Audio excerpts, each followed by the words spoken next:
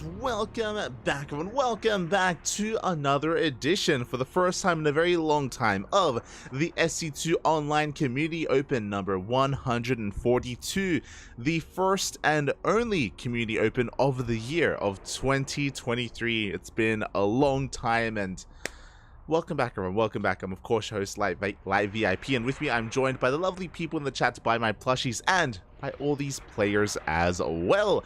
I do apologize for the delays here, but we are having some issues when it comes to starting up our first match. It should be starting soon, though, do not worry.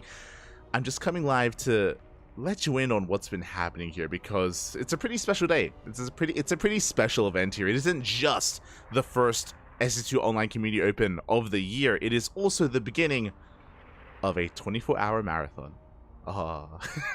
Now, thankfully, I won't be doing, maybe I'd be up for it, but I'm not going to be doing, we're not going to be hosting the OSC event for the entire 24 hours, but this is the first of many events here. There's going to be the Community Open. I believe there's going to be an OSC King of the Hill. I believe there's going to be an OSC 2v2 event as well, and plenty of other shenanigans, plenty of other tournaments, and yeah, a bit of a StarCraft celebration here towards the end of the year. It's one of those things where in years past, we did actually have an OSC 24-hour King of the Hill, which was wild. It was great working with all these casters, and we would hand off, and it'd be like ourselves and Chicken Man and Wardy, and yeah, we would just pass it over like every 4 or 5 hours to another caster and just keep things going, keep things rolling. And a very similar concept here. Big shout out to OSC, by the way, as they are hosting a fundraiser and, of course, having an end-of-year celebration. 24 hours of non-stop StarCraft to help support the championship, the end-of-year finals. !B in the chat if you guys want to have a look at the bracket yourselves. And before we can fully delve into the bracket, which you can see before you, we'll get to the bracket. we'll get to the bracket, but before we get there, !Matcherino in the chat, and you will get a link to the Matcherino page for the OSC Championships. Let me just quickly hop on over to it. Bam! Oh, there we go. There it is, the SC2 OSC World Championship 2023 24-hour fundraiser. Through the Matcherino, you can help support this tournament in your own way. I believe there are some coupon codes. I believe there are also other ways to not just donate but also purchase things, as we do scroll on down a little bit here on the Matcherino. And of course there are ways to contribute for free if you wish, but also at the very bottom here you can actually purchase some OSC exclusive hoodies. You can also actually have an event named after yourself. You can run your own SC2 OSC event, which is wild. I say SC2, I think they have Hearthstone events as well if you're interested in that sort of thing. But there are other ways to support if you wish, by investing into like your own event or investing into your own hoodies and stuff like that. And a lot of the money does go towards the prize pool here at the end of the year. The championships for OSC has been running for many years at this point, ever since 2013, and you yourself can be a part of that if you wish. And yeah, that's kind of one of the big purposes behind all these events, is that we do want to try to draw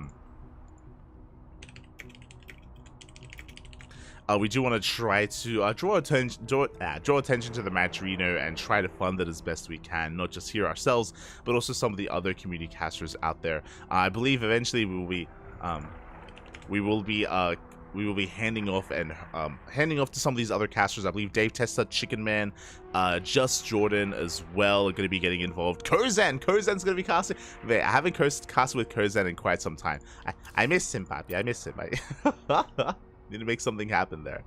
But yeah, it's great to be working together with all these lovely casters and all these lovely people in the community as well. So yeah, that's something to look forward to. Ooh, as we can now focus on some StarCraft, on the tournament here. And again, !B in the chat if you guys want to have a look at the bracket yourselves. Ooh, we have quite a tournament here, and this is also another reason why we have a bit of a delayed start. It is because we are missing some players. We were going to be covering Miyamaika versus Eva. Mia versus Eva was going to be up first. Alas, Miyamaika and Gref are missing, so we do have a couple of walkovers, unfortunately. But that means that we have our second round match. Players that we do have available for you are Eba and for Jimmy. Oh my god, it is going to be a PvZ between these two amazing players. We also have Christiana versus UED Soldier in a PvP towards the upper portion of the bracket. We have Rostock versus Demi, a ZVP currently ongoing. We have, again, unfortunately, me, Micah, and Gref were not available here today. Something came up. Hopefully everything's okay. Hopefully there are no like major issues or nothing serious. But they are unavailable. Scrolling down a little bit further, we have Honmono, the most honorable of honorables, up against Fighting Frog. The honorable Honorable against a frog, papi. Ah, it's beautiful. We have Minnow VK versus Ashbringer in a PvP. We got Night Phoenix versus Defi. I'm not familiar with Defi, but best of luck to both players. Then we have Dimaga versus Art in a ZVP at the bottom of the bracket as well. If you are a fan of Terran, there is only one. Hon Macro. Hung Mono. He goes by many names. Hon Mono, I believe, is the only Terran player here, unless Defi's a Terran as well. Again, I'm unfamiliar with Defi, but that's also possible. But yeah, mainly Zerg and Protoss are looking dominant here in this Community Cup, in this Community Open. So we do wish them the best as we're going to be getting ready for our next series, for our first series of the night. Just double checking for Jimmy. Oh, right, I did forget. For Jimmy is on a new team.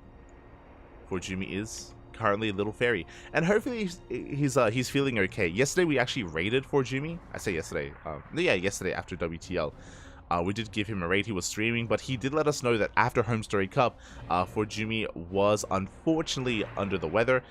For Jimmy was caught with COVID. Unfortunately, he does have COVID at the moment, so a little bit unwell. But you know how better to deal with COVID than play StarCraft? just compete, just play. It'll be fine, Bobby. It'll be fine. Aye. Yeah. Yes, we are.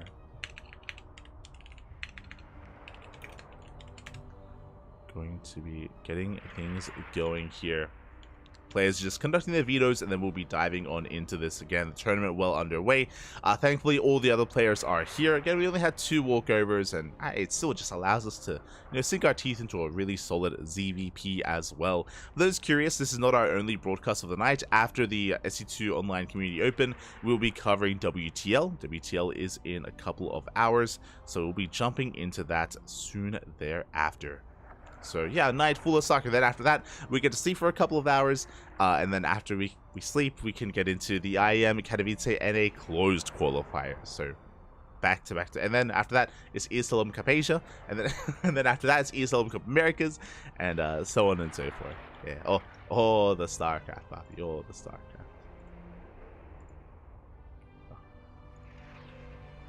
Here we go.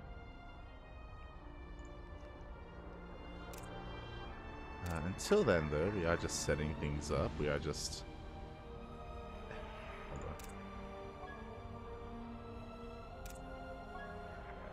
Yeah, just setting things up and getting everyone involved. And shouldn't be too long.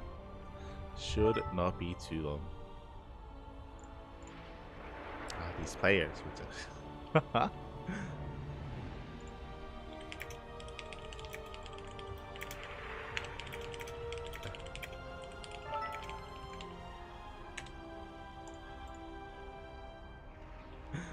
Beautiful. So yeah, sorry, I was just a little bit distracted. Just messaging the players, messaging them.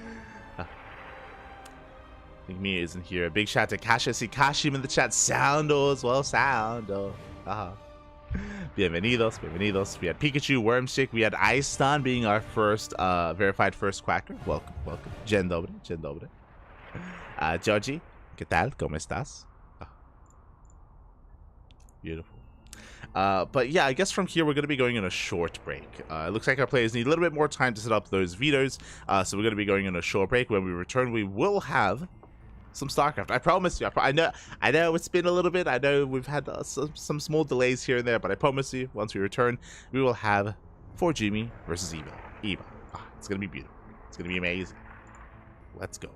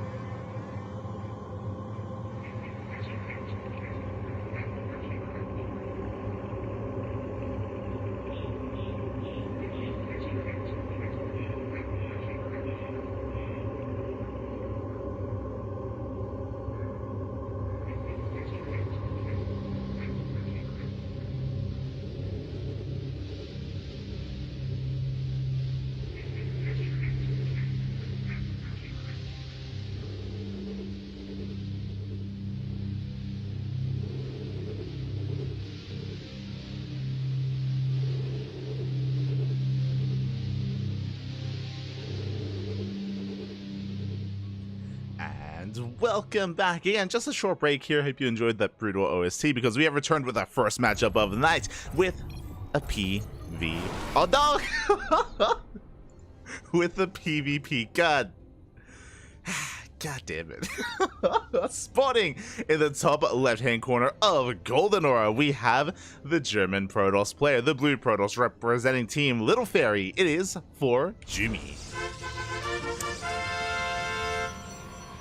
And spawning, we have in the bottom right-hand corner, usually he's from the United Kingdom, usually he's a Zerg player, but today he's doing his best Polish Protoss impression. The red Protoss player representing the Platinum Heroes, it is Eba. So, fun fact, before we started this series, before we started this best of 3, Eba did ask, can I switch between races mid-series? And I think he got his answer. So Eba is going to be race picking here in this best of 3 and switching between Protoss, Zerg, and maybe even Terran as well. I know Eba has been very fond of off-racing. You know, every now and then on stream he plays Zerg, but usually, you know, he picks his main race, which is Protoss, and that's what we have here. I'm shaking my head, Bobby. I'm shaking. Este Eba. Ay, ay, ay. So, yeah, here we go. We are getting into this. So far, pros being sent out. We have a 2-gate opener here from Eba. Likewise, 2-gate opener from 4Jumi. Now, I'll be honest. The only matches of Eba that I've seen where he plays Protoss, I think I saw Eba's Protoss versus Soul Spirit. It was a PVZ, and Eba got stomped. It was I think that's the only time I've casted Eva's Protoss. Maybe one more time after that, I can't quite recall, but the versus Soul Spirit series did leave an impression. So Eva has pleaded with me. He's told me, like, Papi, my Protoss is good. Well, I can play, Papi. I can let him play. I was like, okay. Whatever you say, Pop, whatever you say. Now, to be fair, there is an added benefit here. I say benefit. You know, there is something going the way of Eba. I did mention before, 4Jumi is sick at the moment. He was streaming yesterday, and he is down with COVID after Home Story Cup. He did get unwell, so because of that, you know, there's a little bit more here in favor of Eba, right? Like, maybe he can try to take advantage of that. Maybe he can try to pull one over on his opponents. We'll see. For now, we're just going to be scouting with our probes. Again, it was a 2-gate opener. We had a Stalker Sentry opener here from Eba. We had double Adept from 4Jumi, so we have a little bit more aggression here from our blue Protoss player. Adept's going to be shading towards that mineral line, and we'll see if we can wall off in time. The cool cat has been thrown down, and the other Twitch emote. I don't know these Twitch vernaculars. The Shade comes in. Shade does come in. We're going to be able to wall off in time. We're going to be able to keep the Adepts out of the main base for the time being. Additional Stalkers are on the way. In a head-to-head fight, of course, Eba can shut them down. It's going to be on Eba to be on point here when it comes to his wall-offs, when it comes to denying entry of these Adepts. God, these goddamn zoomers in their emotes. So here we go. This time the Adepts barely don't make it in once again. Quick moves there out of Eva. Both players are going to be expanding. We do have a Hallucination Scout coming in, and we do get eyes on the Twilight Council for Jumi going for a standard transition here, going into Blink Stalkers. Likewise, Eba throwing down its own Twilight Council as well. And we are going to commit. We commit to the Shade. We take down one of the sentries. It looks like we recall out of there just as fast, and we will be losing one Adept. One Adept was for one sentry. Not a bad trade. Not a bad trade at all here for Jumi. He backs off from here, and he heads out across the map once again to continue to wreak havoc and to try to find some economic damage. But as I mentioned, Eba did have a faster Nexus. Meanwhile, 4Jumi had the faster Blink. So there's going to be a slight window where 4Jumi has Blink and Eba doesn't, but both players are kind of working in the same direction. Both players working towards Blink, towards those Stalkers.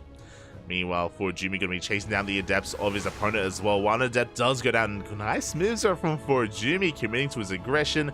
Meanwhile, we do see Eba trying to get across the map with his own Adept, but one Adept doesn't really pose too much of a threat. Does take 2 Adepts to one-shot a worker. Stalkers, they have hit the field, and they go for the Adepts of 4Jumi, and they do catch one. One Adept goes down. The other 2 are going to be barely able to escape. We commit to the Shade. We get into the mineral line. And can we get some drones? Can we get some probes? So far, we cannot. Clutch force field here from Eba. walling off his natural, and so far so good. Adepts, they are going to be able to shade the hell out of there. Meanwhile, across the map, for Jimmy going straight for a third. A very fast third base here from our Protoss player, being a little bit greedy. At the same time, Eba does get into the main base. He gets a kill on one probe. He gets 2. 2.5. Not bad. Not bad, considering it was only 1 adept, but again, because this faster third base, for Jimmy, he delayed his gateway explosion. He's focusing on his economy. We can see Eba is 1 step behind when it comes to his third base timing, but for the most part, we're kind of easing our way into the mid-game. No major forms of aggression. We did have, of course, adepts harassing back and forth across the map, killing a couple of workers or a couple of sentries, a small couple of pickoffs, but nothing too major. Both players still just focusing on the mid-game. As I say that, for Jimmy's going to be active here, is going to be poking and prodding. I don't think he intends to commit, but he intends to pick off whatever units he can if he does find some available. As he does come across the Stalker army, he's aware now of the bases soon to be taken, or the third base is on the way.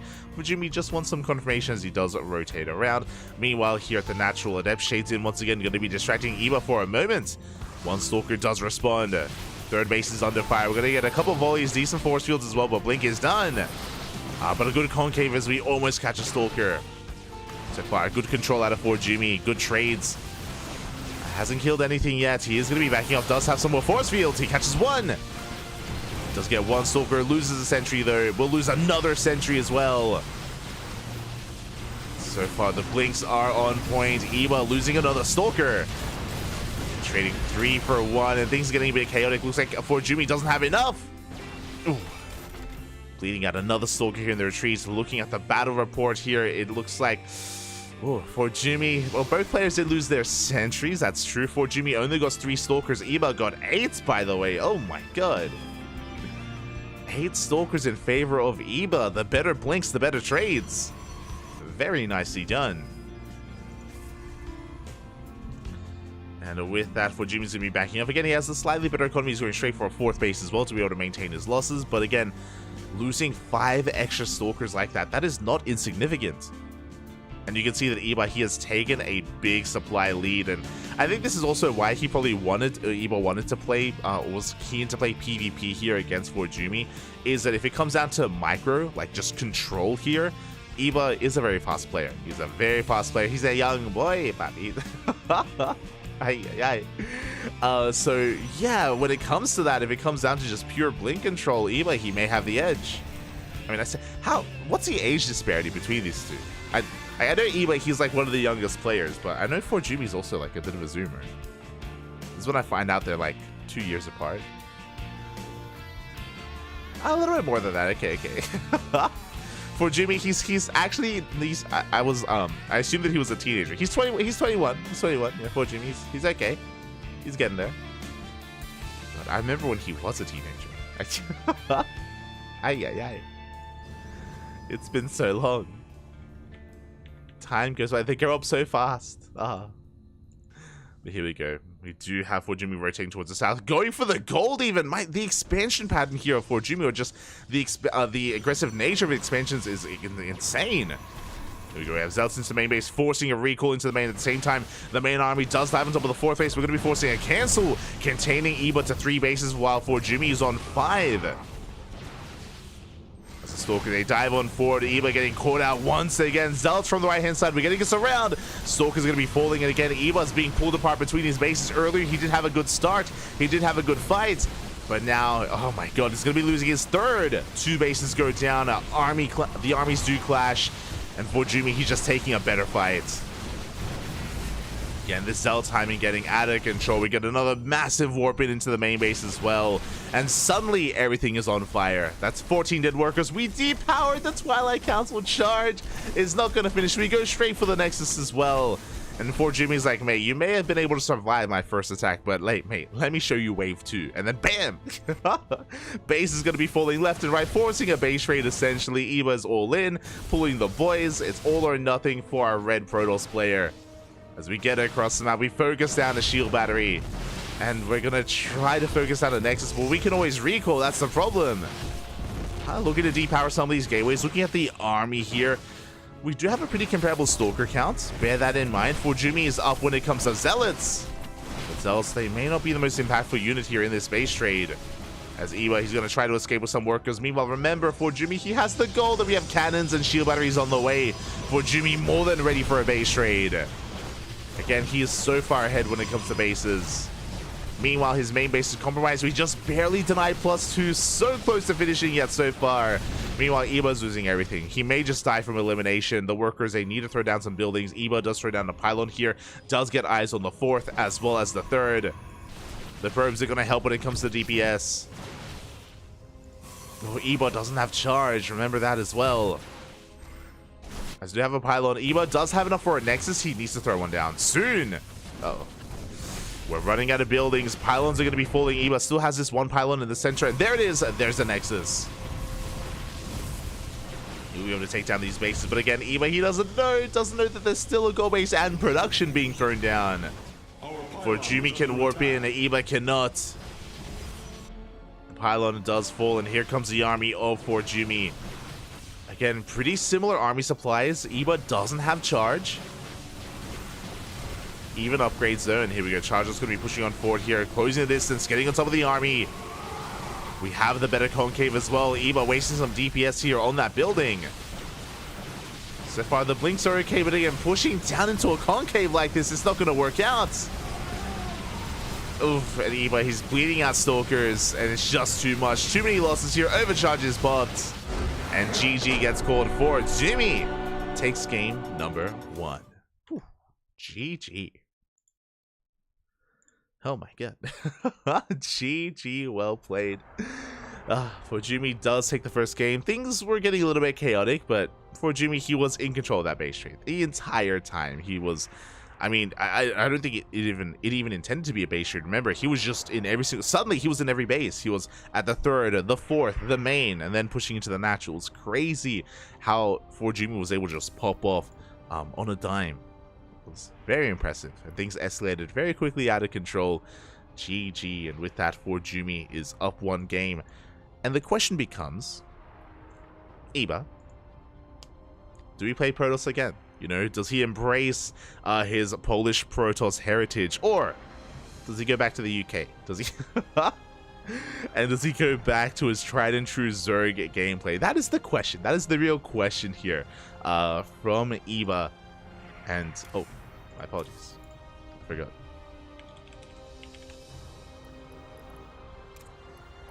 As I'm the lobby host. I was like waiting for the lobby. I was like, yeah, we need some time here, pal. We need some time. No. Diving right in to game number 2. And here we go. Oh no.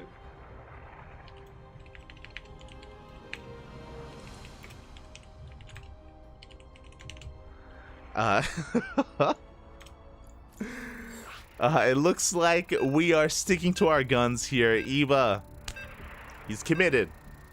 It's a PvP. Let's go. It is going to be a Protoss versus Protoss. Aye. All right. It's happening.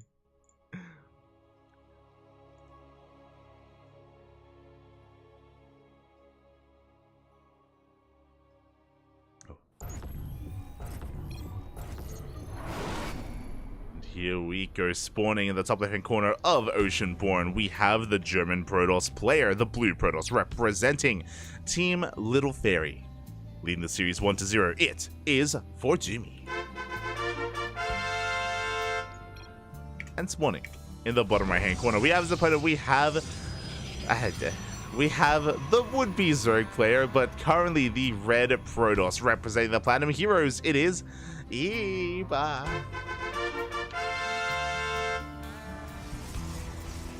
Here we go, and as we get into our series, as we get into game number 2, I want to give a special shout out to Kashim. Kashim, Babi, El Padrino of Polish StarCraft, not just Polish StarCraft, but of course Kashim being a big part of the StarCraft scene in general, behind the scenes, one of the unsung heroes of our community. He has donated $5 to the Matcherino. Thank you, Kashim. Thank you. Do appreciate it. Again, if you're interested, Matcherino in the chat. You can, of course, support not just this tournament, but you can support OSC and the end of year championship as a whole. So if you wish, you can do so there. Don't even have to spend your money. I think there are like some goals on the right hand side where you can like follow some Twitters or subscribe to YouTube channels for Alpha X or some other kind of quests that you can provide some extra money to the prize pool too. So yeah, can do so there. As for now, where are we going? It's going to be a 2-gate opener from Eba, 2-gate opener from Forjumi, but this probe is going towards the top right-hand corner of the map for a reason. We are looking to throw down a pylon. Not just any pylon, this is looking like a proxy Stargate. Here we go. Stargate is soon to be on the way. I imagine this wouldn't be a bad location for it, but we'll see. We'll see if Eba does something crazy like a proxy Twilight Council. As the Cybercore is still yet to finish, so we still have a little bit of time. As the Cybercore just now finishes up, we have taken double gases. Forjumi does see that the pylon is missing, by the way. There should be 2 pylons in the main. There's only 1. Forjumi, he's got his own pylon here next to his mineral line, and we should be seeing the tech of choice. Eba should be throwing down his tech in a couple of seconds once we have the gas for it. Oh, and there it is. There's a Stargate. So again, a good location for it. Now, this is not all in. Bear that in mind. This is not all in from Eba. It's a Stargate to get into oracles, to harass, to deal some economic damage, and to get ahead in the economy. It's a way to get ahead, not a way to, end the game. As we do have Eba back at home, just trying to take control of his own side of the map. Stalker's on the way. Oh, interesting, getting into a follow-up adept as well. Speaking of adepts, once again Forjumi opening up double adept. Threatening a dive into these bases. Stalkers have arrived. Ooh, and we are going to be able to be in position here. Get a bit of hold damage on those adepts to do wall off just in time. We saw Forjumi try to deny the wall off. Very cheeky. But the probe is going to get shut down. Counter adepts are on the way. Back at home, we have Forjumi going for an expansion followed by a robo. Very safe follow-up here. So basically, this robo follow-up is designed to defend against a 1-base all-in. So if Forjumi, if he believes that his opponent is committing to an all-in and committing to a proxy gateway or, a 1-base all-in of some kind, then Forjumi would be able to shut it down with early immortal production. As we can see, just the Oracle. Oracle's making its way across the map. Eba is expanding. This is spotted by Forjumi. He's now aware of what's going on. Shield battery is done in the main just in case it was an Oracle, and Forjumi already in position with those Stalkers, reading the situation so well. As soon as he saw that expansion, Oracle dips in, but again, Forjumi in position. At the same time, we have 2 adepts threatening the natural base, so it's a bit of a 1-2 punch here from Eba. He's hoping to find some damage here. Oracle goes in. Does focus down some of these workers. 2 probes go down. The adepts, they can shade in. They commit, and so many workers are going down. We get 4 kills. We almost get 5. Oh, just barely get a 5th. 5 probes to 2 adepts. Very nice damage here from Eba, and he has a second oracle. 2 oracles, they can one-shot workers. Even through a shield battery, we can kill some probes. Meanwhile, behind this, Eba getting to a Twilight Council, getting ready for Blink. Likewise, Forjumi working on his own Twilight Council for his own Blink timing as well. Oracles get 1 more probe, get 2 more probes. Get the hell out of there. Get nice figures here from Eba. Gonna rotate here towards that natural. Looking for some more damage, potentially even the sentry. Blink starts up, and we can take a moment here to take stock. We do have Eba on, at this point, slightly ahead in workers, 32, up 1 probe compared to his opponent. Then did kill a lot of workers, all Forjumi's. Stalkers are moving out. The Prism, it's the Revelation! No! Revelation did catch the Prism. The Prism will fall as well. A big pickoff here for Eba. Very nicely done. Again, the Prism was revealed, and Forjumi decided to commit anyway, not giving Eba enough respect. And Eba does punish Forjumi for pushing out. As the Oracles, they rotate back towards the natural. Oh. So far, getting a worker kill. You have 1 probe. Revelation does get eyes on the researching Twilight Council, the Robo, on all things Protoss. Oh. 3rd base hasn't spotted, so Eba, he's aware that there's no Dark Shrine, no hidden tech, nothing, no kind of curveball is on the way here from Forjumi. And Eba knows he just has to get into his own Blink Stalkers. And into his own 3rd. Now, we saw the last game where Forjumi was able to hit a crisp timing with charge and have a faster 4th, a faster 5th, just snowball out of control economically, and eventually able to surpass Eba. But we'll see if this time Eba can keep up. Again, a little bit more has been going Eba's way this game when it comes to killing workers as well as shutting down the Warp Prism. But doing well. But is it enough?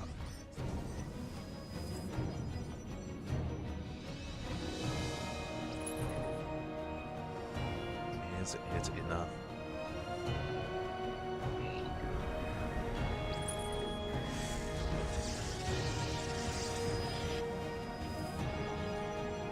So now we do have Jumi pushing out.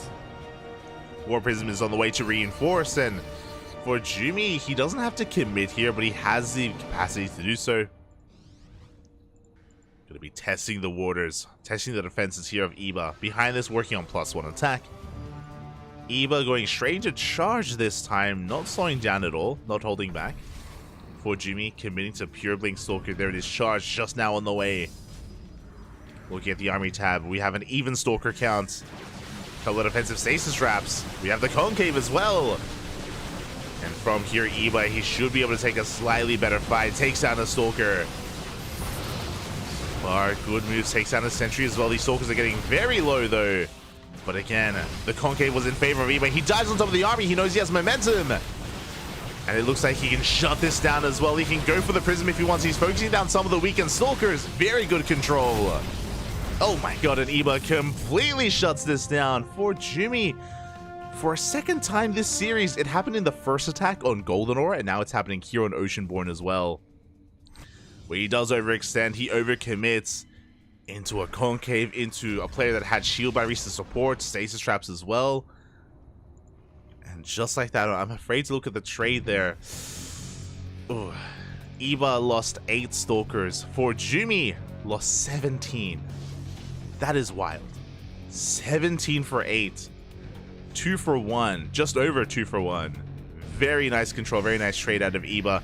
And now we're going for a massive counterattack for Jumi's getting a 4th. He's probing. But alas, it's a numbers game, and his army just does not cut it. Not anymore. We have the overcharge. We can focus down the Immortal. The Immortal is barely gonna go. Barely doesn't go down. What? Up! The Immortal survives. What was that? 4 volleys? Oh my god, that was wild.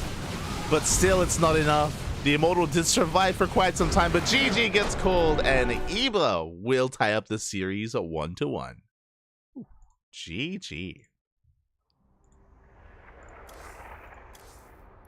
GG, well played. And with that, we will be getting ready for the ace match. We'll be getting ready for our next game here. And it is going to be, it's all going to come down to side Delta. And when it comes to that last game, really impressive play. Really impressive play there from Eba.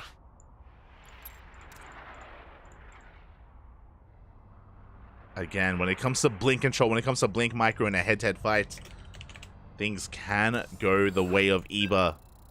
But not just that, for Jumi, again, just being a little bit overconfident. A very similar thing happened at the start of Game 1, remember, on Golden Ore, where for Jumi, we had a relatively even Stalker count, but he committed to a fight at the 3rd base, and he did come out worse for wear. He didn't trade as well as he otherwise, as well as Eba, I should say. And the same thing happened here. And here we go. Now we're getting into game number 3. And spawning. Oh my god. And spawning in the top left-hand corner of Site Delta, we have the German Protoss player, the blue Protoss representing Little Fairy. It is for Jumi. And spawning in the bottom right-hand corner, we have his opponent. We have the red Protoss player representing the Platinum Heroes. I mean, the ex-Zerg player. Smooch. But now Protoss at this point. It is Eba. Eba. Este Eba, baby. Ay. Shaking my head.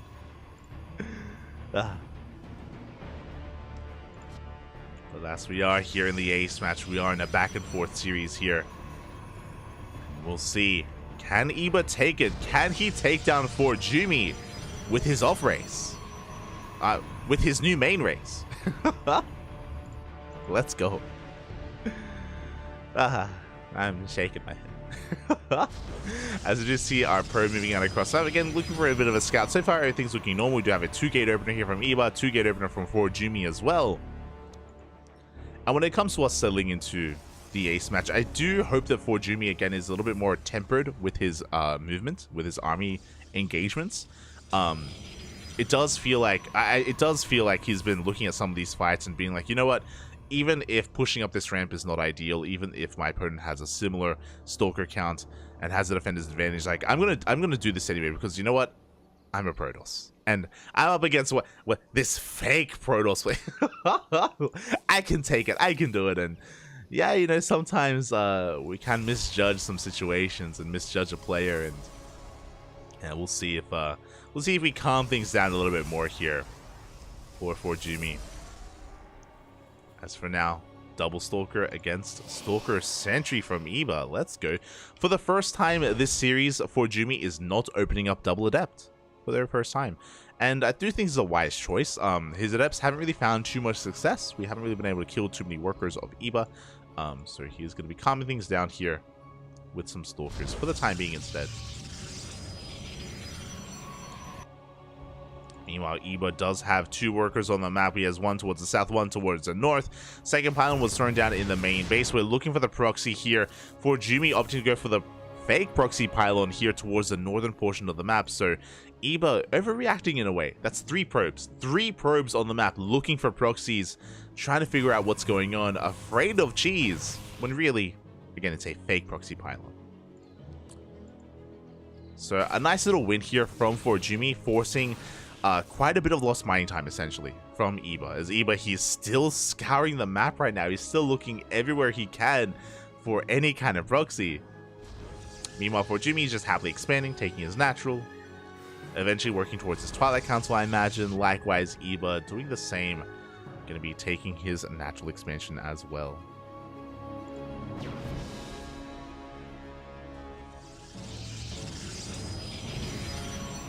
Hallucination does come in for a scout, confirming the tech. It does get eyes on the Twilight Council, so now Jumi knows, now Eba knows that Jumi wasn't really committing to anything, as Sword Up say shade into the main. Oh my god. Just a bit of a lapse of judgment there from Eba. 2, 3 probes go down, and can we get a 4th? Oh, we barely cannot, but that was lost mining time. 3 worker kills. Nice moves here from Jumi. Jumi does take a worker lead. Again, not for much at all. And he's not done, because that is 2 more Adepts moving out. They are moving out once again. A beeline across the map. Eba going for his own Adept harass as well. We'll see if Eba can reciprocate. We'll see if Jumi can find even more damage as he does shade in. This time though, Eba does react in time, does wall off. Does maintain his workers, and we'll see if Jumi can do the same. But now again, Jumi has almost a 10 worker lead. That's crazy. 9 worker lead here for Jumi. Meanwhile, Adepts do end up going for that shade. Surrendering the main. Oh, we commit. Uh-oh. We got 1 probe and maybe a sentry. Oh, we just barely get the sentry as well.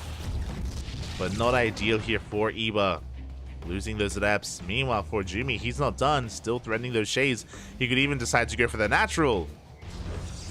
Oh, does commit to shade. Does go to the natural. Good force fields though.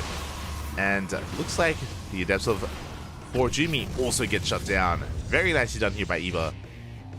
Very nice force fields. Again, when it comes to unit control and spellcasters and all that, like Eba, he's doing well for himself. He's doing well. Is keeping up, if not surpassing, that of Jumi. Hallucination comes in, and ooh, do we get eyes on the 3rd? We do not. A nice denial of scouts from Jumi. Eba, because of the unit placement, he's going for his own 3rd base regardless. But Jumi's pushing out, and ooh, Jumi, he's going to be denying that 3rd. Does shut down the probe. It does contain Eba here to 2 bases. Eba's already behind economically. We dive on top of the army. We get 1. We trade 1 for 1 even. Whew. We're backing off. Fujimi killing 2 Stalkers this time, having the better trade. We're getting the hell out of there. And again, Fujimi already has that worker lead, and soon that's going to just compound out of control here with his third. Iba's committed. He throws down another 4th gateway. Third still in the way. When it comes to the unit count, pretty comparable Stalker numbers between our players. Oh my god. Pretty comparable overall. Iba gonna be hiding that probe as well, aware that he just doesn't have control of these bases, of these locations. Still just being contained, and that is Fujimi's win condition, by the way. The longer that Iba is stuck on 2 bases, the better it is for Fujimi. He adds a better economy. +1 is on the way. Charge is on the way for Fujimi. And we blink into the main. We have high ground vision. We dive into the main base. Iba out of position. Pylon does go down. The Cyber Core is going to be going down as well. One more volley, and it does get picked up. Very nice moves here from our blue Protoss. Sniping the Cyber Core, denying any more of these Stalkers. We do have a Dark Shrine on the way. A proxy Dark Shrine. But is this too little too late? A bit of a desperation move out of Iba when behind a Dark Shrine. And Stalker count's now in favor of Fujimi. Gonna be reinforcing, getting his 3rd base up and running. And we're going for a ninja. I mean, yeah, we have to go for a ninja base. I would have loved to have seen this a little bit earlier, though. That's the problem, because Fujimi is snowballing out of control. He already has a massive army. Does have a massive army. Looking for a way into the main. You see Iba anticipating that. Meanwhile, it looks like we scout. No! We force a cancel on the ninja base and the Dark Shrine as well. Fujimi having the wherewithal to check to scout. Ay. Not like this. Yeah, Zealots are on the way. We're even scouting here towards the bottom left-hand corner of the map as well. Fujimi taking a 5th base at this point. And Iba still cannot break free. Not anymore. In these mirror matchups, you fall behind even a little bit. And it's so difficult to come back. Just because your opponent has the same tools. You know, they have the same units. Same everything. How do you bounce back? Here we go. We can see Iba trying to break free. Pushing into a concave, forcing the fight from Fujimi, but here come those charge lots. Fujimi just waiting for his blinks to reset. He's got the Immortal. We do have a Dark Shrine and a Robotics Bay on the way. Prism getting across the map. Iba does have the shield battery, the overcharge, the high ground. You can take a bit of fight and hopefully try to go for some DTs across the map, but here we go. Fujimi pushes in. We have the overcharge, but it doesn't even matter. We focus down the shield battery. Stalkers of Fujimi just going ham. A disruptor is on the way, but it may just be too little too late. There are some DTs sprinkled in. Where's the detection? Well, Stalkers are going down left and right before Fujimi is going to be cleaned up. Does depower that Robo. And Fujimi is going to be losing everything here.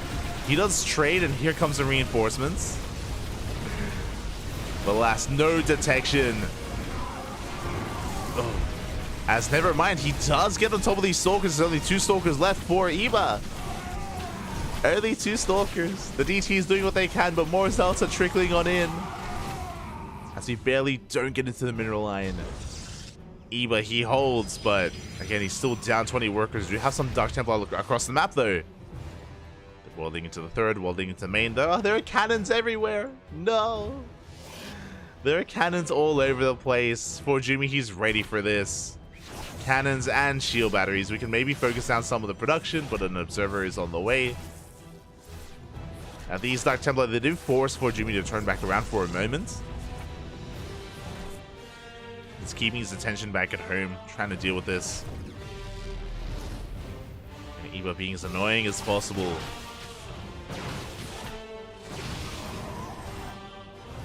Controlling each of these Dark Templar. Meanwhile, we have a disruptor. No! We had a disruptor. As for Jimmy, he's crashing on forward, focuses down the rover. GG gets called, and for Jimmy, will take the series 2-1, advancing on to the semifinals. GG.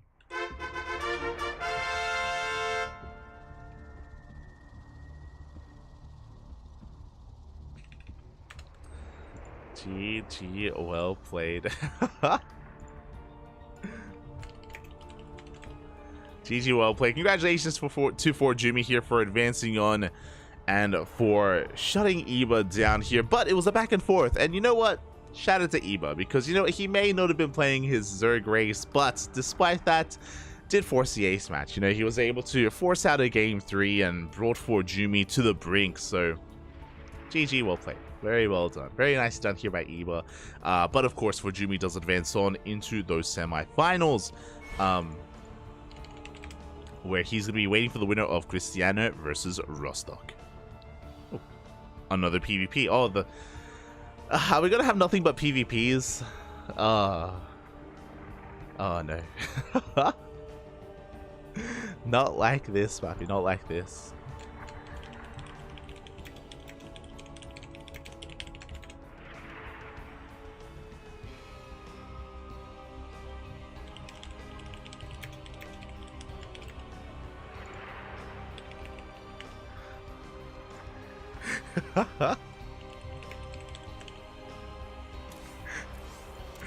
I missaid something.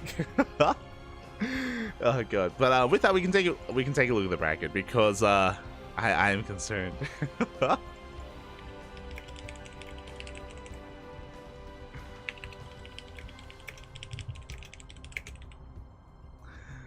We can take a look at the bracket here to figure out where things are progressing, and we do have Cristiano taking down UED Soldier 2-1. Went to the ace match. We casted UED Soldier actually a couple of days ago, and he went to the ace match against Geralt as well. So yeah, Cristiano does advance on to face off against his next opponent, Rostock, in a PvP, winner against Jimmy. Meanwhile, we have Homeowner taking down Fighting Frog 2-0. And I need to quickly set things up, as we have our next series, and I'd love to delve into this, but oh, we're loading in. We are loading in.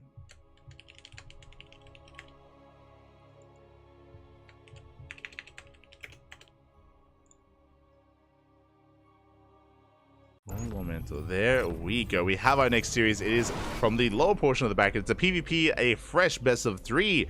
Night Phoenix did take down Defi 2-1. Art took down Demaga 2-1. And the Protoss versus Protoss continue. There is one non-Protoss player left in the tournament, as MindoVK did 2-0 Ashbringer. There's one non-Protoss. That is Honmono. The most honorable of Monorables is the only non-Protoss left.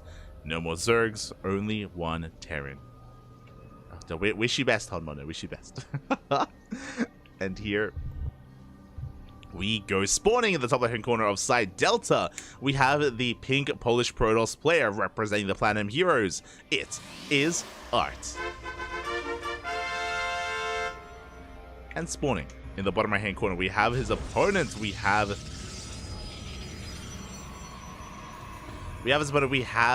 the yellow Protoss representing Hot-Headed Gaming. It is Night Phoenix. Okay, there we go. It's gonna be pure PvP. You know what?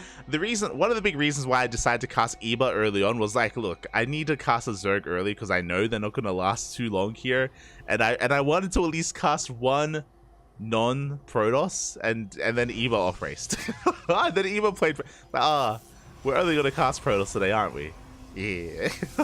I mean, again, best of luck to Homeowner. Best of luck. I do hope that we have a little bit of diversity in the semifinals, a little bit, but we'll see. We shall see. Best of luck. As he's at mid-series against MindoVK. Until then, though, we are getting into this, and Arch going for a gate expand here. Oh my god, okay, we are deviating. So Night Phoenix is doing what is normal, going for a 2-gate opener.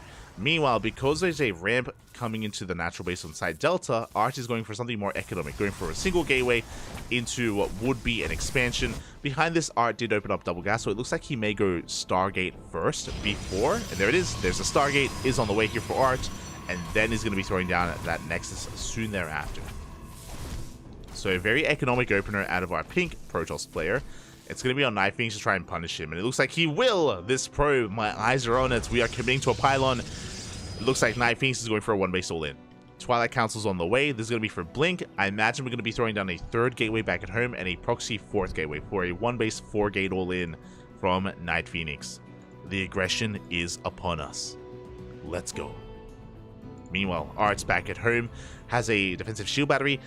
He should be going Oracle first, but once he realizes what's going on, he needs a Void Ray. He needs a Void Ray ASAP, otherwise he's going to be in a lot of trouble. Probe Scout is going to be coming in. But alas, we do see Night Phoenix in position, getting ready to deny any kind of scout. Here we go.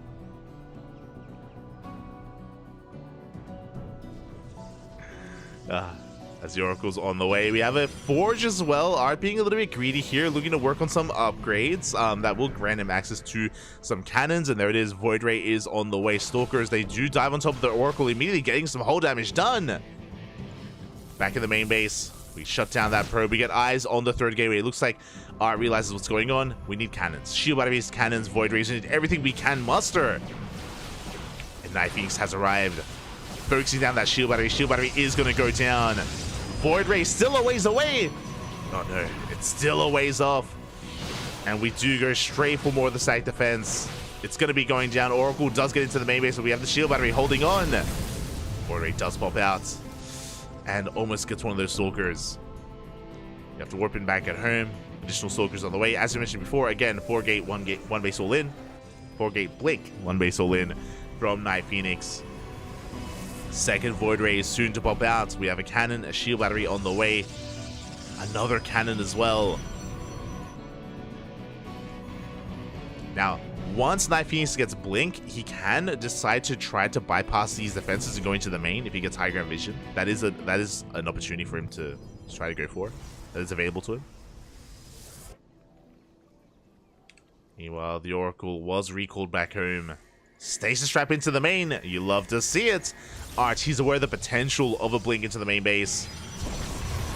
Trying to deny it. So because they do push on forward, they shut down one of those cannons. Unnoticed pylon. Overcharge though is popped, keeps the pylon alive just barely.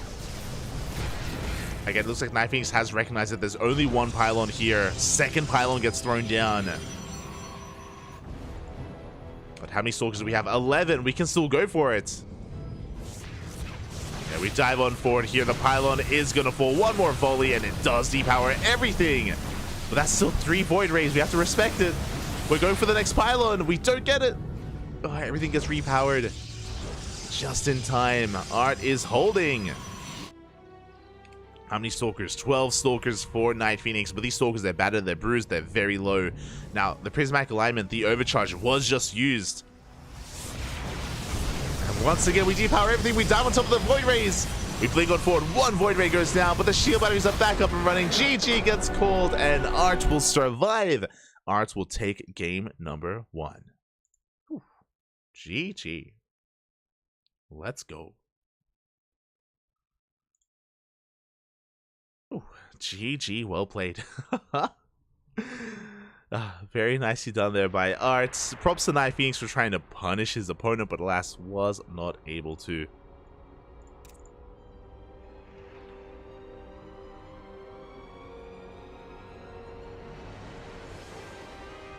Was not able to in the end, and now Art is 1 game away from taking the series from him, advancing on into the next round.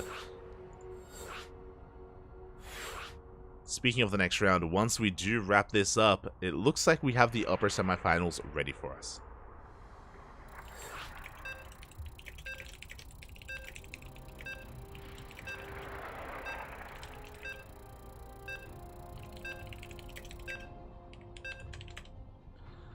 Here we go. Going to be loading on in. Game 2 is on Alkione. Let's go. Let us go. Just catching up in the chat. 24-hour stream hype. We won't be live for 24 hours. We're almost live 24 hours, but no. We will be passing the torch over to some of the other lovely OSC casters out there. The other lovely English coverage that is going to be going on some of these other events. But here we go, spawning in the top right hand corner of Alkione, we have the pink Polish Protoss player leading the series 1-0, representing the Platinum Heroes. It is Art. And spawning in the bottom left-hand corner, we have his opponent. We have the Ukrainian Protoss, the yellow Protoss representing Hot-Headed Gaming. It is Night Phoenix. I just played Protoss so you can cast your favorite matchup. Ah, you're an animal, Eva. You're an animal. Ay. PvP best matchup. I'm joking about casting non-stop PvPs. I do love it. I do love casting PvP. Like, it is a lot of fun, don't get me wrong. But I appreciate to have some variety in a broadcast. That's all I'm saying. That's all I'm saying. But if I was stuck with any pure mirror matchup, PvP is something that I would jump on. As we do see Night Phoenix mining through the middle patches here on the right hand side, we are going across the map. This is looking like a proxy Stargate as a pylon is soon to be thrown down. Art, meanwhile, none the wiser, going for a 2-gate opener of his own. Everything is looking mirrored for the time being, other than the would-be proxy pylon here from Night Phoenix. Now, Art should be checking this mineral wall on the right-hand side, but for now is going for a beeline in towards the main base, and should soon be recognizing that the second pylon, once again from Night Phoenix, is missing. We can see where it is. It's here across the map. And again, this is a prime location for a proxy Stargate. As Probe comes in, and yep, that pylon, it's not in the main. Where could it be? Now from here, it is very common to check that mineral wall, but we haven't done so yet. We're staying in the main base instead. Back at home. Night Phoenix confirming the second pylon is in the main of Art. And there it is. We, don't have a Stargate. It's a proxy gateway. Okay. You have my attention. Hello, Night Phoenix. It's going to be a proxy gateway, which means one base all in. One base all in once again. From Night Phoenix. Let us go.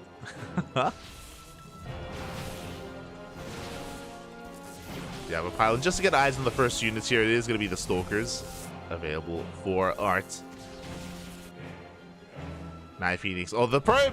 The probe does come back in, and we do come across the proxy, the pylon, and the gateway, not the Stargate. Now Art knows exactly what's happening, and we should be reacting here back at home. Stargate is on the way. Should be for Void Rays. Oh, Night Phoenix. Are we thinking about even taking the gold? Or is this just a reinforcement point? I'm curious. Very curious. As the rocks are being knocked down, Oracle's on the way. Bold move to go for the Oracle. Behind this, we do have a pylon being set up. We have not gotten eyes on the Stargate. But Art does make his way towards the skull base. Does it come across the pylon? Is going to shut it down. We can see Night Phoenix trying to come in here, trying to save it, but the pylon will fall. Additional Stalkers are in production. Back at home, Night Phoenix has 3 gateways, so it's going to be 4 gates in total. Another reinforcing pylon is thrown down. Art has to recall back home. And where are the Void Rays? We need some Void Rays if we want to try to hold. If we want to try to defend. Stalkers are on the way. Looking at the units tab here, we have double the Stalker count for Night Phoenix. Art only has, at this point, 5. Getting another warp in. Trying to hold on. Has a shield battery, has the high ground, has the overcharge. Or I think that's slightly out of range of the overcharge, but that could come into play. Meanwhile, the Oracle comes in. No shield battery. We get 3 worker kills. Very nicely done. And can we check the gold? Because Night Phoenix is transitioning out of this. Going for the gold. And the Oracle is going to scout. We get eyes on the expansion. And Art, he knows not just to break out. He knows what he needs to punish. Now again, he's aware of the proxy location, so he's going to be heading there first. Depths have arrived. Stalkers are going to shut them down.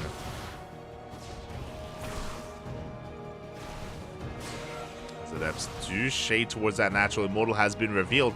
Art is expanding, but again, looking to push out, looking to break free. As the depth does not get into the main base. Not like this.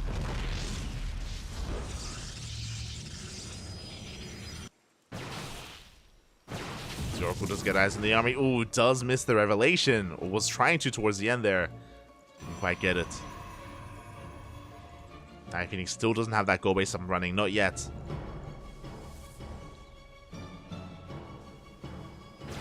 Night Phoenix is pushing forward. Testing waters here. Testing the waters at the natural. Alright, up in workers. We do commit to the shade. We're going to be able to get some probe kills. Oh, 2 workers, we're going to get 3. We could even get 4. Art was ahead in the economy, but now Night Phoenix is catching up. That's 5 worker kills. Ay, ay, ay. Not insignificant. Here we go. We are going to be pushing. Force fields are thrown down, but we have Blink essentially with that prism. We're juggling back. Preserving our Stalkers. Immortals, a break on through. Do we have a force field? We do. We do catch the sentry of Art. Nice pick off here from Night Phoenix. But Art is going to be committing. And can Night Phoenix protect this goal base? But now we're going for the proxy. Going for that gateway. Oh, we do catch a couple Stalkers for free. That's 3 Stalkers. Ooh, 3 Stalkers and a sentry. An expensive loss there for Night Phoenix.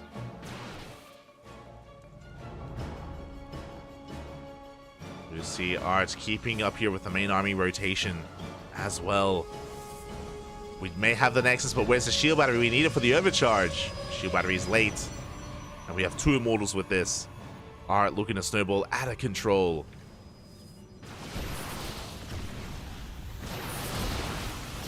Not like this. So far, good concave here from Night Phoenix. Looking at the units tab, Night Phoenix has an even amount of Stalkers compared to his opponent. And Art backs off. He sees his position. He wants none of it. He's going to retreat, and he's going for some Immortal Harass into the main. Oh, no shield battery in position. Very little to defend, actually. So this Immortal most likely going to be forcing a recall. Getting some probe kills. Meanwhile, Night Phoenix is going to be committing. Back at home, additional Immortals are up and running. We do drop into the main. Yeah, forcing a warp in of Adepts. Meanwhile, Night Phoenix, he wants to commit. He wants to push in. Hasn't made workers. Night Phoenix, he may have a goal, but he hasn't saturated. He's all in. The overcharge. Oh, doesn't keep the Immortal alive. The Immortal does go down. But we lose too much in the process. GG gets called. Art will not be broken. 14 pros went down across the map. And Art will take the series 2-0. GG.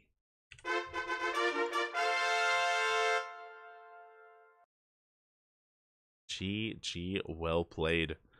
Whew.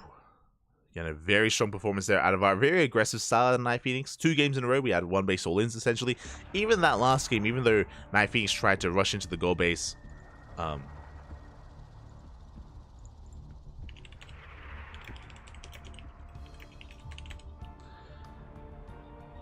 though we had the goal base, like, we weren't saturating it, we were completely all in there. And GG, well played. With that, Art advances on to the semifinals, where he's waiting for the winner of Hon Mono and Mindle VK.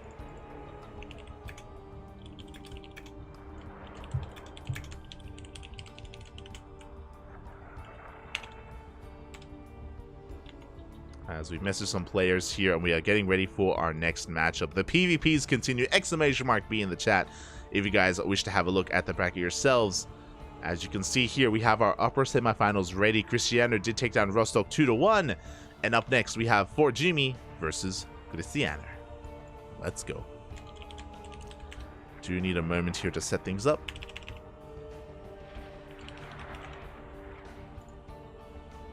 But a big shout out to Night Phoenix to make it this far into the tournament to take down Defi in a best of 3. Very impressive. Very well done. But did meet his end here at the hands of Art.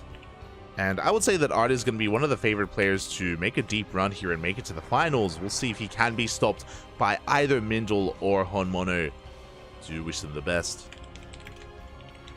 As both semifinals will be covered, will be casted. And we're getting ready for our first.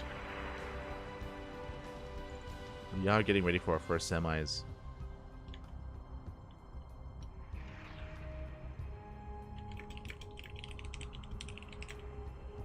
As Vitos are underway.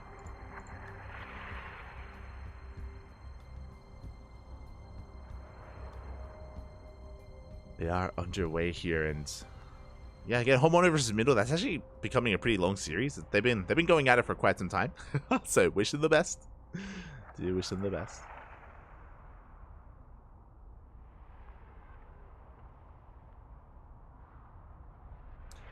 I thought the Ducklings were pretty much a 24/7 channel anyway. True, true.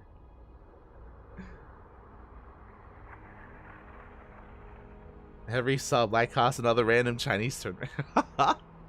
We don't cast too many Chinese events, thank you very much. But yeah, I mean, we have enough of a backlog to actually cast 24/7. I feel. I say that like we have the Home Story Cup replays, and we're going to be having a replay cast for Home Story Cup in the coming days. We also have the KSL replays that we're going to be covering, I think on Wednesday as well. So a lot of StarCraft on the horizon. A lot of StarCraft on the way.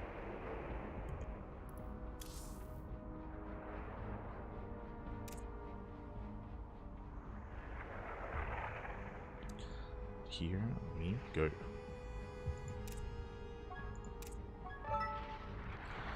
Looks like for now we will take a moment to get the Vitos going. We'll take a moment.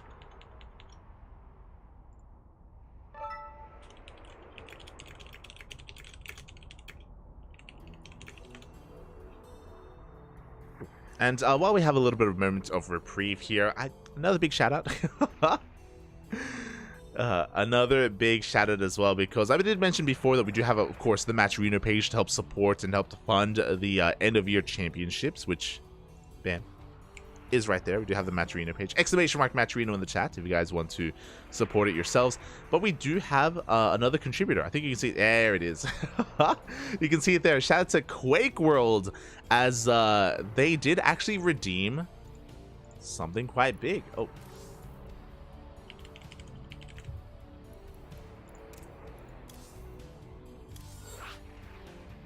They redeemed Run an OSC event named after yourself. So big shout out to Quake World. Looks like there is going to be an OSC event ran in their name that is going to be on the horizon at some point. I'm sure Eddie's going to be organizing that. But yeah, thank you, Quake World. Thank you. And also Kashim as well for that $5. Thank you. Did mention that earlier. Did mention that previously.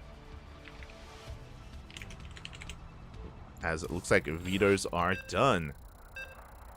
We are diving on in.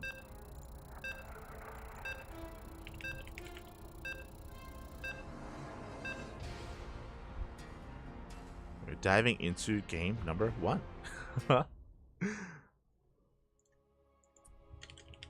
Sorry, just writing down the Vitos so I don't forget. So we can get this underway, and here we go, spawning in the top left-hand corner. We have our first semi-finalist of the SC2 Online Community Open, number 142. We have the blue Polish Protoss player representing Team Blazer. It is Cristiano. And spawning in the bottom right-hand corner, we have his opponent. We have the red German Protoss representing Team Little Fairy. It is for Jumi. Go. And we did just wrap up a very aggressive PvP with Night Phoenix versus Art, but I imagine things are going to be a little bit more stable and a little bit more calm in the early hours, in the early minutes of this game. We're going to be seeing a 2-gate opener here from Cristiano, 2-gate opener from 4Jumi. But from here, we'll see where they take us. We did see that 4Jumi did actually go for some pretty more mid-game styles against Iba earlier. At no point did 4Jumi ever try to go all in or go for a proxy. It was just 2-gate into a natural, into Blink, into a third, into a fourth. Like, it was pretty straightforward Blink play out of 4Jumi. So I imagine that's going to continue to be the case here. Meanwhile, my eyes are on Cristiano to spice things up. Cristiano, he is one to be a little bit more assertive if he sees an opportunity to do so. So we'll see. We'll see how our two Protoss players do differ.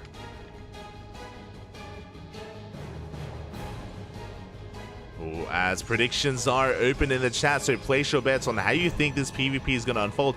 I think by the time you hear this message, the predictions are already going to be closed, but the Gamba, papi. Get the Gamba going. Let's go.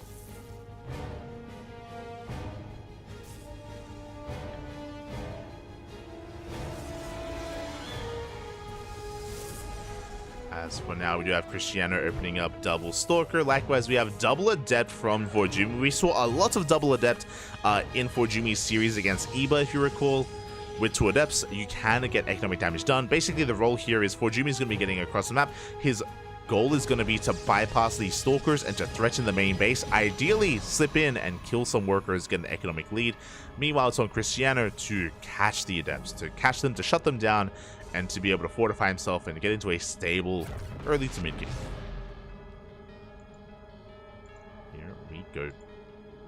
As the Adepts are moving out, and it looks like they may come across a probe. Oh, the move command. The probe barely does escape. No shot. Barely does escape here. And the Adepts have been spotted. Stalkers are moving in to try to intercept. So far, good moves out of Cristiano, but alas, oh, he does overshoot and he does miss the Adepts. Ay, ay, ay. Now these Stalkers are out of position, and Forjumi is making his way towards the bases, towards the main. We do wall off in time. Probe does survive. The Adepts, they commit to the shade. They're trying to work their way through that shield battery. But the Stalkers, they arrive just in time. It looks like we're going to be punishing Forjumi. One Adept goes down. Forjumi does get at least one Adept out of there, but he does get shut down in general. Cristiano going into Blink, going for a Twilight Council follow-up. Meanwhile, Forjumi, interesting. Not going for a Twilight Council, going for a Robo. Very interesting choice here from our red Protoss. Now, with this Prism, we can actually get it, Fairy Adepts into the main and bypass the wall, bypass the ramp, and get economic damage done that way. Meanwhile, the Hallucination does come in. We get eyes on the tech of choice. We confirm the Robo. We don't see the first unit of choice, but I'm sure we can piece together that, of course, a Prism is an opportunity, is available for Forjumi. There we go. There are the Adepts. As I mentioned before, the role here of this Prism and these Adepts is to try to slip into the main to get damage done. Cristiano moving out, hoping to try to find that Prism. As Cristiano once again overshoots, just barely does miss the War Prism, just barely. And Forjumi, he's getting in. He's slipping into the main base. No shield battery. We do delay the third base initially. We're going for the Sentry. Sentry taking a hit. Is going to survive for the time being here. We see two workers going down. Forjumi forced to blink or shade out of there. The Prism! No! Unfortunate movement. The War Prism is going to be shut down. Cristiano, only losing two workers, keeps his Sentry alive, shuts down the Prism. But here comes Forjumi, going for a two-base all-in. He went up to, what, 4 gateways? Yeah, 4 gateways on 2 bases. We have Sentries, we have the Immortal, but we don't have the Prism to reinforce. That was huge, actually. That takes a lot of the wind out of the sails of Forjumi. And do we commit to a base trade? Forjumi has arrived here at the 3rd. Meanwhile, Cristiano is pushing towards the natural. Now, either player could recall. Either player can recall, and it looks like Cristiano will. He recalls back home.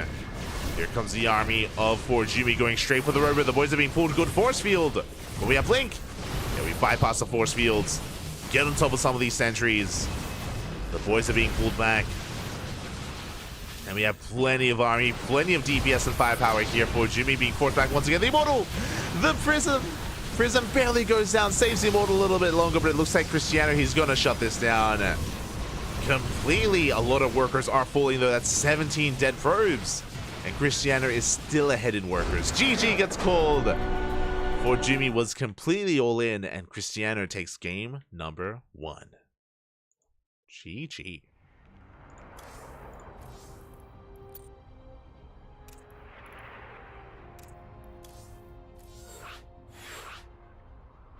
GG, well played.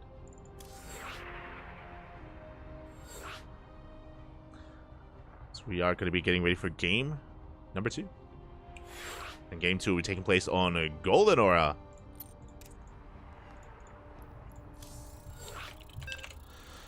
Ooh, and Cristiano, he's one game away from advancing onto the grand finals. Meanwhile, Jumi has to fight back here and now to force the ace match. The pressure is on. Why is everyone pro?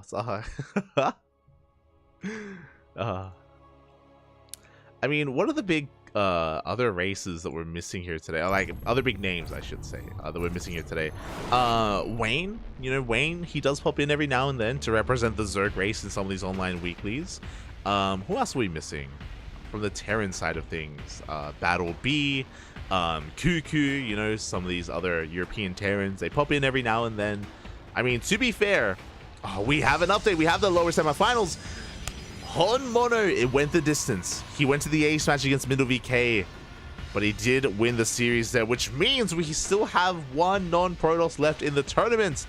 But for now, we still have to determine who is the first to make it to the finals, because spawning in the bottom right-hand corner of Golden Aura, we have the blue Polish Protoss player representing Team Blazer.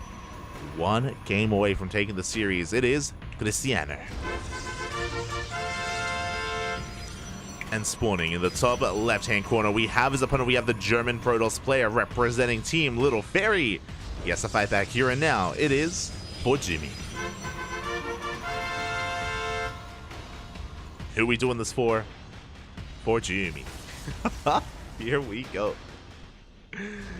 As we have that double gateway opener here from our red Protoss, double gate opener from our blue Protoss as well, as to be expected. So far, everything's looking normal. But again, I did mention before, my condolences to Middle VK. Again, it went all the way to the ace match, went to game 3.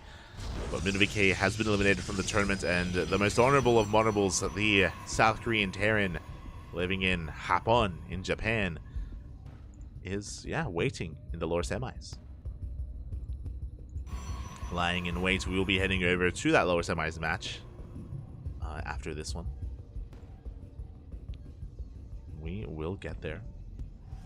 But now, Probe is going to be dipping in, getting a scout of the main.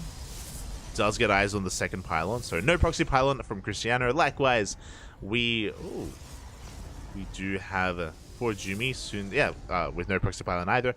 So it blended into the gas. I was like, wait, what? I was like, am I blind? I was blind. But there it is. Second pylon's in the main, and Cristiano does confirm that as well.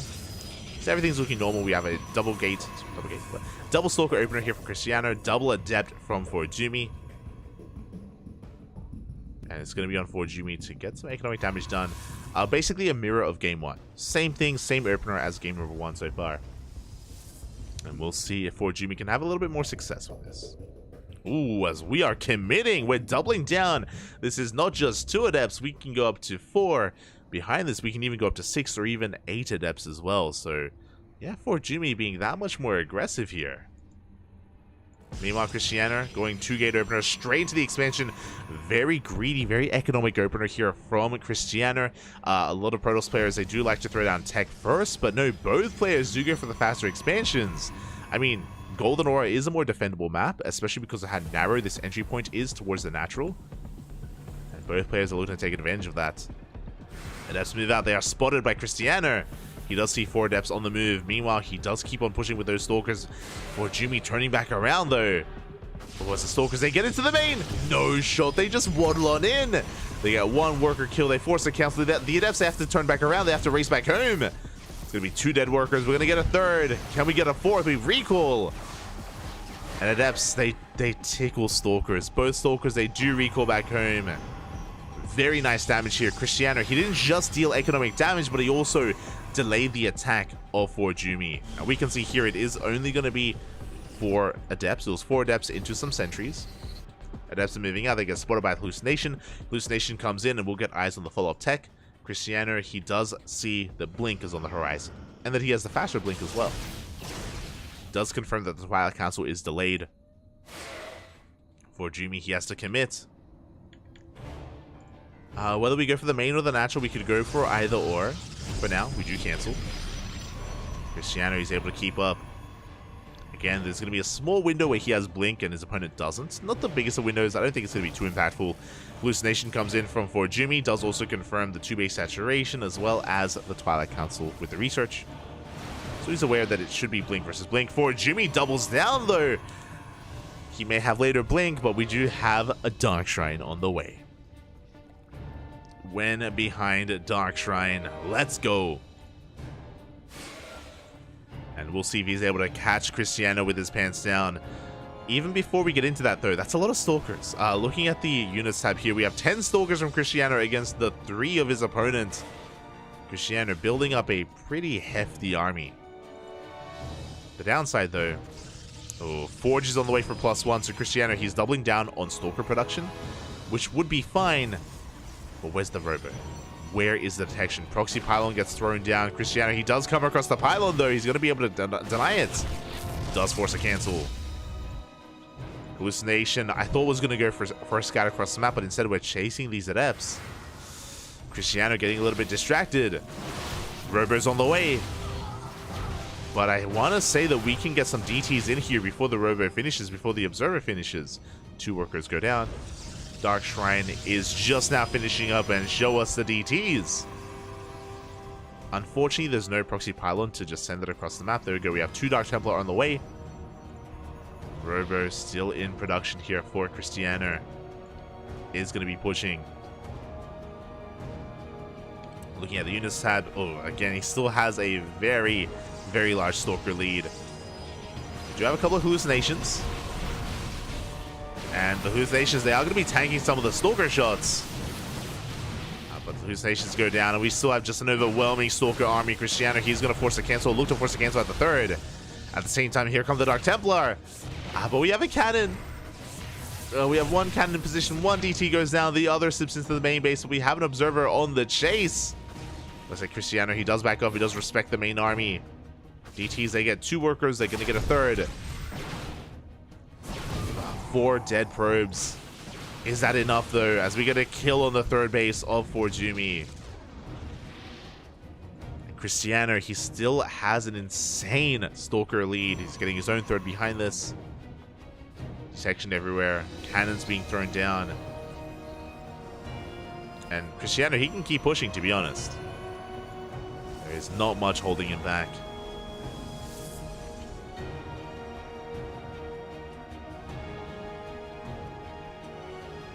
Here we go. Forjumi, he does have the high ground. Looking at the army composition here, we've got 13 Stalkers to the 17 of Cristiano. Cristiano does have +1. He does have the upgrade advantage. And yeah, we just dive on top of the army. No shield battery. GG. And Cristiano will take the series 2-0, advancing on to the grand finals.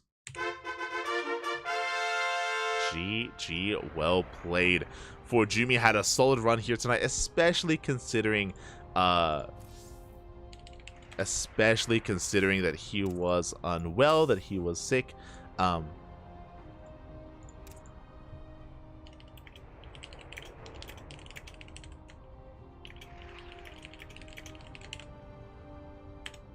Leaving a message.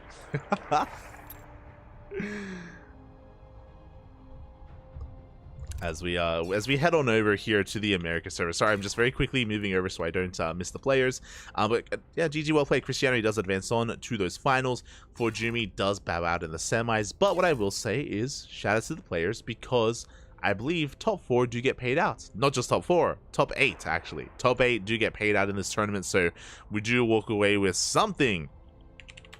Do walk away with some of that cash prize money. So it wasn't all for naught for Forjumi. And with that, we get ready for our lower semi-finals for something that is not a PvP.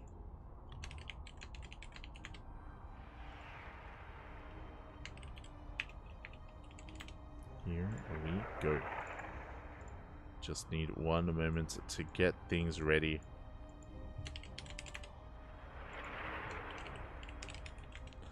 As it's going to be a TVP between Art and Han Mono, the most honorable of monorables. Let's go.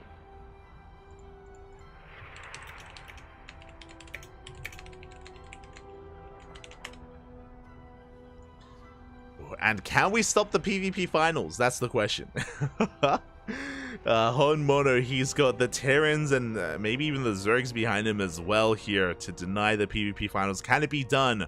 Or will we still have the Protoss versus Protoss in said finals? Again, Cristiano, he's waiting for the win of this series. Who's it going to be? Looks like readers are still underway.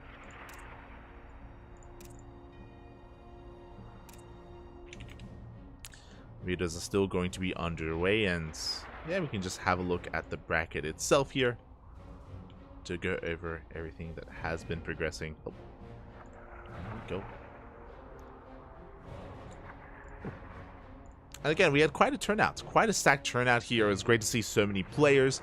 It's so unfortunate that we could only cast one series at a time because there are some really good matches, especially early on. We had Rostock versus Demi, we had Cristiano versus UED Soldier, Demaga versus Art went to the ace match, like MinuVK versus Ashbringer, Homeowner versus Fighting Frog. Like, these are all really good matches, like really big names are facing off in the first round. But, you know, we could only cover one, and we can't cast everything, unfortunately. So, yeah, big shout out to a lot of the players, even the ones that we didn't get to feature. Even the ones that we did not feature here on the channel. Really do appreciate it. Really do appreciate the turnout that we did have for the annual edition of the Community Open. Do appreciate it.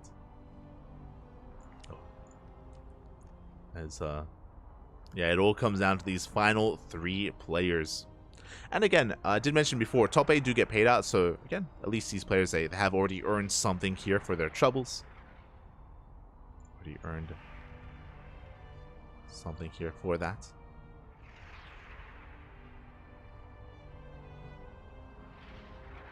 As it looks like the players are still conducting the vetoes, so we're going to be going on a short break. We're going to be going on a very short break here, and when we return... never mind. I was like, I wasn't too sure where the vetoes were at, but it looks like we have our first game. It's going to be on Oceanborn. Let's go. It's going to be on Oceanborn. As we get ready to sink our teeth into our TVP. To our Terran versus Protoss. Meanwhile, again, if you're in the chat, I hope you're all enjoying yourselves here tonight. It's going to be a long night of StarCraft.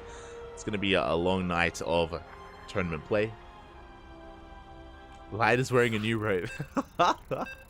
This is true. This is true. It is new. It's smooth. It's silky, papi. Ah, feels good against the chest. Ay, ay, ay.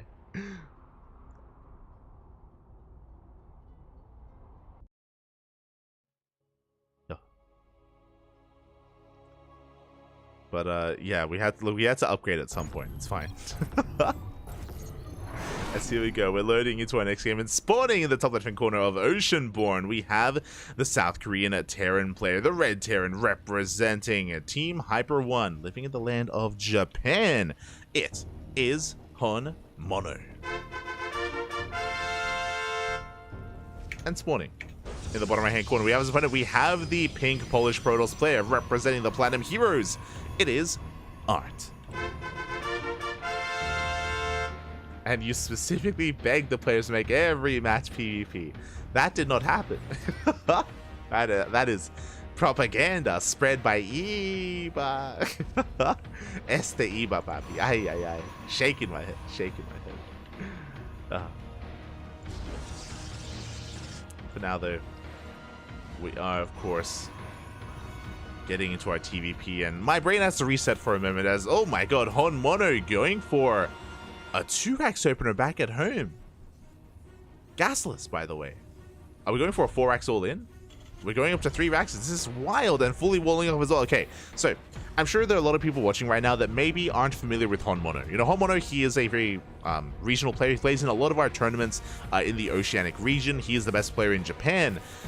And Honmono is the cheesiest Terran player in South Korea, or from the land of the Koreas. Honmono, he's very aggressive, especially against Protoss, and yep, it's a 4-rax. 1 base all-in from Honmono. We will most likely pull the boys with this. Again, no gases, pure marine, pull the boys, maybe get some bunkers going, and just send that papi. And Art is none the wiser. For the time being, he's in the dark. For all he knows, it's a double gas opener into a factory. It could be a CC on the high ground, just out of vision and out of range. It could be an economic opener. So Art, yeah, he just has no idea what's happening. We could see a sentry opener out of Art, which I think would be very wise, but okay, he's going to be going for the Adept. The Adept's got the role here. The role of the Adept is to shade across the map as quickly as possible to get a read on what's happening. The Adept may not be able to get into the main, but the Adept will see the Marine count here amassing outside the bases, as it is going to be a gate cyber expand. Standard economic opener here from Art.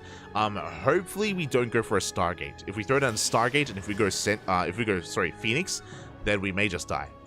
The mass Marine army would just snowball out of control. We're going for a Robo follow-up though. Very nice here. A very safe opener out of Art. With a Robo opener, we gain access to Immortals early on, and that's exactly what we're going to be needing. Well, we need gateway units to be fair, but Immortals going to be on the horizon. Here we go, Marines are pushing out, and we have the boys. They're on the way. Honmono pulling the boys. Art not aware of what's happening. He does have, there we go, 2 shield batteries in the main base. He does spot the Marines at least. He's going to be kiting them back. Good damage done here on the Marines. Is going to pick off 1 Marine.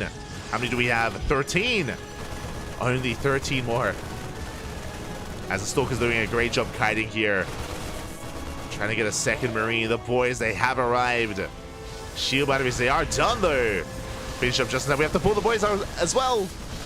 The probes are being pulled. Work on, work action. Oh, not quite though. We're going to try to get us around on the Marines. Meanwhile, the Stalkers are holding on. The shield battery just refuses to let them die. And the overcharge may just be too much. SCVs are being cleaned up. The probes, they can go back to work. And the Stalkers, they stand strong. God, that overcharge, it lasted for so long. And it's now just Marine versus Stalker. Finally, 1 Stalker does fall, but it looks like we clean this up. And Art holds. Art holds beautifully here. Again, very meticulous, very careful with how he did pull his workers. GG gets called, and Art takes game number 1. Whew. GG. Didn't even scout what was really coming his way, but he did see the Marines in the center of the map. He saw the Marines moving. He saw the Marines moving out. He was able to respond, able to kite from a pretty early stage. He already had 2 shield batteries on the way. And we saw that those shield batteries and the overcharge as well, they put in so much work keeping those Stalkers alive. And I love that we didn't just A-move with the probes. We kept them back for a little bit. We just waited for the opportune moment before coming in and diving on the Marines. We didn't want to waste them. We didn't want to go in a little bit too soon or prematurely. Again, cool, calm, and collected defense from Art. Very well done. Very well done. With that, we're getting into game number 2.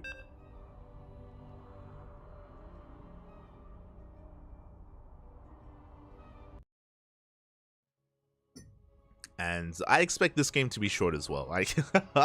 I don't expect Homono to take a third. Now, just because I say that Homono is the cheesiest Terran player in South Korea, that doesn't mean that he 1-base all-ins every game. We've seen him proxy, we've seen him 2-base all-in, and 2-base all-in, and 2-base all-in again. That's kind of what I expect to see out of Honmono, and here we go. Spawning in the top left-hand corner of Golden Aura, we have the pink Polish Protoss player representing the Platinum Heroes. It is Art. 1 game away from advancing on to the grand finals, and spawning in the bottom right-hand corner, we have as opponent, we have the South Korean Terran player living in the land of Japan, representing Team Hyper 1. He has to fight back here and now. It is Honmono. So in chat, does it even work? If Art wasn't active in the center of the map, then it could have worked. Basically, because Art had sniffed out that something was wrong, what saved Art there was his scouting and his immediate reaction to throw down shield batteries. Because the shield batteries finished up just in time, because of the overcharge as well, Art held. If he didn't have those 2 shield batteries, then most likely Homono breaks him. Remember, Art, by the time he held, he only had 2 Stalkers left. Like, it was a very, very tight defense from Art. He defended with like the bare minimum amount of units. It was like 3 Stalkers and 1 Adept, if I'm not mistaken. So those shield batteries were the MVPs in that defense. So a really solid play there, and again, more importantly, really fast reaction from Art to immediately throw down those shield batteries. Meanwhile, across the map, ooh, it's looking like the same build. No, sorry, big difference. We are on 1 base, yes, and we're going into a 3 racks, not a 4 racks, because we are taking gases. We are going 3 racks Reaper instead. And this could even lead into, I'm curious if this leads into something like Tech Labs and the Stim timing. No, all 3 Raxes, they're all right across the map. It is just straight up 3 Rax Reaper for now. So a very different form of aggression from Honmono. And we'll see if Art can figure out what is going on and likewise defend. So far, Gate Cyber Expand, just like last game, a standard economic opener here from Art. He's still denied entry into the main. Remember, behind this, Art doesn't really see much. For all he knows with this, of course, Reaper first, it could just be a Rax Expand into a CC here hidden in the main base. Could be double gas into factory. Could be a 2-on-1. Could be a 4Rax just like last game. There's a lot on the table. Well, I mean, not quite like last game. We're pulling the just because the Reaper shows that gases were taken, but we're pulling the boys. I was not expecting this. Okay, Honmono just throwing caution to the wind here. Just Reapers alongside a boy pool. I haven't seen this before. I'll be honest. This is gonna be a first for me. I've seen Honmono 4X like 1 base all in before, but this is new. Here we go. We have a couple of adepts to defend. We have a Stargate on the way. The boys have been revealed. Shield battery in production. Only 1 shield battery. 2nd shield battery still in production. This time Art didn't see this in the center of the map, and we're going straight for the pylon. Oh my god, we're going straight for the pylon. It looks like we will depower the production. Everything is depowered. There is nothing else that can be made. We have 2 adepts and 1 shield battery here on the low ground, and the shield battery is being focused down. And we cannot save it. That's going to be a kill on the shield battery. The boys are being pulled, but we can't save it. Up, it does go down. The shield battery goes down, which means the mass amount of Reapers. We only have to kill 2 adepts. That's the win condition. That's all we have to do. There's 2 adepts left. Soon to be 1 adept left, and it looks like Honmono has done it. Oh, the shield battery finishes just in time. Keeps the adept alive. Do we have an overcharge? No, we do. Overcharge 1 second too late. The adept goes down, but we do repower the production. Oracle is on the way, but probes are falling. We have 1 more adept here, but no, it's out of range. The shield battery doesn't keep it alive. Oh my god. And it looks like Honmono, has he done it? He should be able to kill every single worker in between these bases. Oracle's going to arrive eventually, but alas, Honmono is looking to force that ace match. That was so close as well. So important that he was able to depower the production, to dive on top of those adepts. So important as well that the overcharge was 1 second too late. That was greedy from Art. Remember, Art, he was trying to intentionally wait until the last moment to pop the overcharge. And by the time he did, the adept did die. The adept fell. It was all over. And with that, everything is depowered. We have 1 Oracle left, but Marines are in production. We still have mining. GG. The 1G. As we're going to game 3. Let's go. Let's go, Poppy. All the way to the ace match. And this could go either way. Let's be real here. You know, Honmono, again, he's wild, he's crazy, he's unpredictable. And he could just stumble his way into the finals. He could 1 base all in his way to the grand. It's possible. It's very possible. Ay, ay, ay. Let's go. See the chat catching up. Oh my god. I see the chat. Does he just not care? He cares, Papi. He knows. He knows the power. The power of the 1 base all in. The power of Terran. Let's go. Let us go. See chat. Honmono. WTF.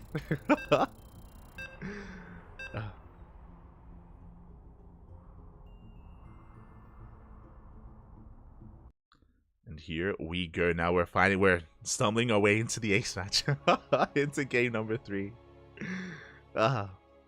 And the question becomes, will Honmono expand? Will he take a base? Will he take a natural? Or do we have another 1 base all in? I'm ready for it. I am ready for it. And here we go. Spawning in the bottom right hand corner of Hard Lead, we have the pink Polish Protoss player representing the Platinum Heroes being forced into the ace match. It is Art.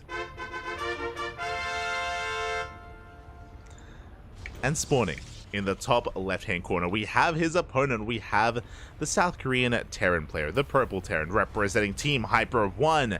tying up the series 1-1. What does he have in store for us here in Game 3? It is Hr Mono. And again, the way Hr Mono plays, it's very high risk, high reward, right? Like as we've seen so far, you know, we saw it succeed and pop off in Game 2, right?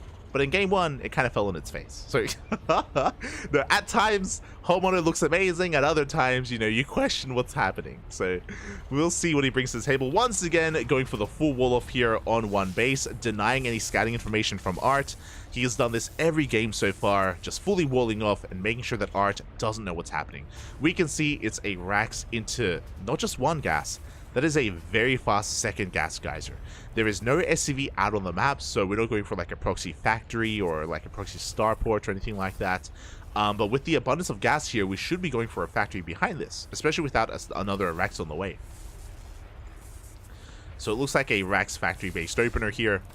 Probe is being as annoying as possible. Art going for a gate cyber expand once again every single game so far. Standard opener from our Protoss. But where is this going to lead us here from the side of the Terran? There's that factory in production, as we mentioned. Now, this could be just a factory expand. But with two gases, though. unlikely. Now that I think about it for a moment.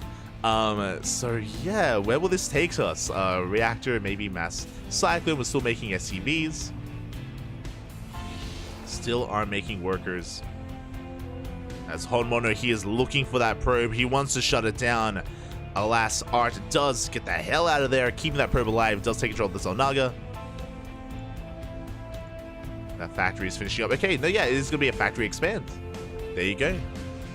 So it is an aggressive opener because we did prioritize our factory and we delayed our CC, don't get me wrong, but we are expanding nonetheless. And what I mentioned at the start of the series, remember, is that Hr Mono, he's known for his two-base all-ins. That's why I was surprised to see him play in Game 1 and Game 2. That's why I was surprised that he didn't expand and that he was just, again, staying on one base. Just because he's taking a natural doesn't mean that it's going to be standard play. Don't let Hr Mono fool you, okay? Don't let him fool you. Yeah, don't let him fool you. Can still be hyper aggressive. Behind this, it's going to be a 1-1-1. Heavy in production here for the time being. Back at home, we do have a robo follow-up from Art. I did mention this in the last, or in game number 2, no, sorry, game number 1 if I recall correctly. I do like the robo-based opener here. It is very safe. It does give you access to really fast immortals, so in case you are all in, you can of course get into a very defensive army quite early on.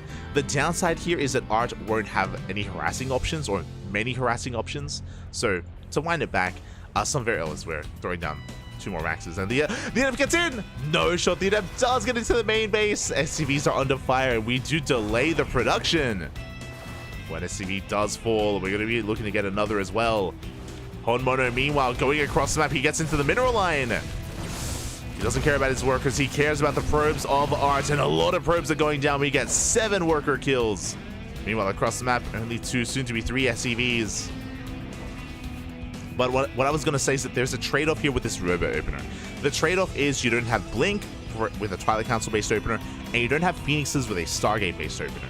So without those 2 units or those 2 compositions, it means that Art, as he's finally getting cleaned up, it means that Art doesn't have map control. He can't keep up with drop play. Drop play especially can wreak havoc here and pull Art apart. But with a robo opener, fast Immortals, fast Colossus. We're stuck at home. We have to take a more defensive position here, but we will have a very robust army. Here we go. Art is going to be pushing Hr Mono behind this, getting to very fast tank production. We got 1 tank on low ground. We're getting into Banshees. Okay. Tank into Banshee, no add-on swap with the tech lab on that starport. Stalkers have arrived, but tank is in position. And again, we don't have Blink. Ooh, 2 volleys go off. Reapers getting across the map here. Trying to get Arena what's happening. Oh, Mono, he did see the robo earlier. So a fast Bay and a fast Colossus should be on the mind of Hr Mono. As he loses one of his Reapers, does back off. Behind this, still building up that tank count. Again, with those Banshees, we could try to get some economic damage done across the map. What's interesting is that we're investing into the Banshee, yes, but we are not investing into Cloak. Cloak is not being researched. It's not being prioritized. So I'm pretty sure we're looking to push out with maybe 4 tanks. We have 3 already. We're going to be getting up to 4 tanks, a bunch of Marines, and we're going to be going for a massive push. I wouldn't be surprised if we pull the boys with this as well. Bearing in mind as well, no stim. No stim, no combat shields. Vanilla Marines here with Homono's army. Stalker does scout the move out. And there are the boys. The boys are being pulled. A 2-base all in from Honmono. Art, he's ready with Colossus though. Because of the Robo Opener, we have Immortals and a Colossus already. Like, how do we really break this? We're gonna try. The Marines are melting. The tanks are doing what they can, but the Immortal can just focus down the tanks one after the other. The tanks are falling. We do get a lot of damage done on the Immortal though. Immortal is going to be targeted by the Banshee, but everything else falls. We have 2 tanks and barely anything else. Again, the Colossus. 14 kills on that Colossus. Going for a mule to repair. Reinforcements on the way. More SCVs are being pulled as well. It's all or nothing here for Honmono. Bunkers are on the way. He still has those Banshees. Rallying everything he can. One way or another, the game is about to end. Either Honmono somehow breaks the natural, or Art shuts this down. And here we go. Tanks are going to be slowly leapfrogging forward. Good tank volleys off on the Colossus. Colossus is going to be going down. Good target firing. But alas, can we get on top of the rest of the army? 1 tank goes down, 2nd tank as well. Oh, bit of a move command. The Colossus does get picked up. Bit of miscontrol from Art. Bit of miscontrol there. His Colossus count has been reset. And we're getting into disruptors actually. Homono, he can still pull this off, by the way. He's going to be edging ever closer. He moves out with the Immortal, which means it's exposed. Homono, he's getting on top of the production. There are 2 pylons powering this. 1 pylon goes down. We depower the shield batteries at least, but the disruptor has arrived. Meanwhile, Art trying to catch some reinforcements. But Homono, he's gaining ground. He's getting on top of the Robo. The big connection. No reaction. Homono, he wasn't looking. The Marines go down. We can see Arts committing to his counterattack, trying to cripple what little economy there is left. Homono, he saw that the Immortals are missing, so he knows that, of course, it's a big counterattack, but Homono, he was waiting, and he shuts down this army. And these Banshees, they're going ham. They're putting in a lot of work. They're putting in a lot of work. Nova goes up. It takes 2 Novas to kill a tank. Not going to be good enough. And the tanks are getting even closer, and Arch is in a lot of trouble. He's losing ground. Arch, he's getting forced further and further back into his main base. Stalker's doing what they can. We have the overcharge, but the overcharge goes down. We get 1 Banshee. But this base is going to fall. 100% it's going to fall. And a wave of reinforcements are on the way. The boys are being pulled, but alas, this last-ditch effort, I don't think it's going to work. We get 1 tank. We get 2. We are closing the distance, and it looks like GG gets called. Art does not have enough, and Honmono takes the series 2-1, advancing on to the grand finals. GG. Oh my god. GG, well played. Initially Art had a good defense. Initially he did a great job at focusing down some of the tanks with the Immortal, at swiping away at the Marines and SCVs with the Colossi as well. He had 2 Colossi at the time. But did fumble the ball a little bit there, and Honmono, amidst all the chaos, he takes the series 2-1. GG. GG, well played. Honmono, against all odds, advances on to the grand finals. And we will not have a PvP. We will have a Terran versus Protoss. And I don't know if I can even say it's a Terran versus Protoss. It is a Honmono versus Protoss. I can see Cristiano in the chat. Cristiano, he's in the chat. He has been watching. And he's up next. Oh boy. GG. GG, well played. Oh my god, looking at the bracket here, Cristiano versus Honmono. Let's go. Now, Cristiano has the advantage. He's in the chat. He was watching. Cristiano, he was watching that series. There is a delay going on, of course, for the stream. But Cristiano, he's in the chat. He was watching. He knows. He has a better idea of what is coming his way. He now realizes that, mate, he's not playing StarCraft, okay? We're going to the circus. We're clowning it up, Bobby. We're clowning it up. And I'm sure Cristiano's nervous, right? Like, Cristiano in a standard game, I would favor him. Art as well. Cristiano and Arch, they're both amazing players. I would favor them in standard games against Honmono. If they can get into the mid game, they're terrifying. They are scary opponents. But if you can't get to the mid game, you know, in the early game, that is kind of Honmono's wheelhouse. That is where he thrives. And Cristiano, he's gonna be a little bit nervous. A little bit nervous, Poppy. Aye. GG. GG, well played. We're getting ready for it. We are getting ready.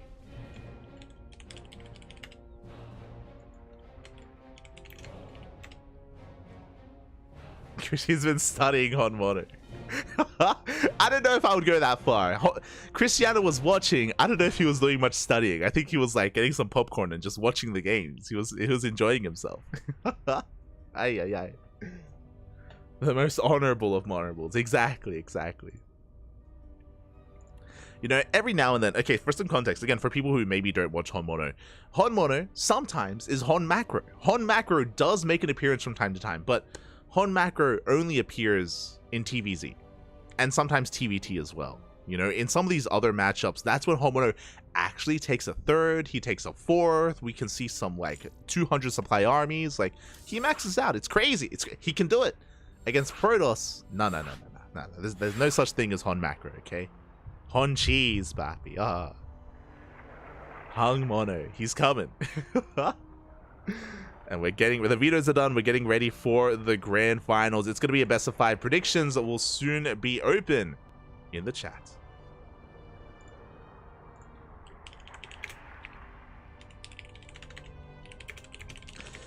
So if you're in the chat, place your bets on how you think this series is going to unfold. Good luck. Good luck. As when you hear this message, I mean, soon you should be able to place your bets here on either our Terran or our Protoss, Honmono or Cristiano.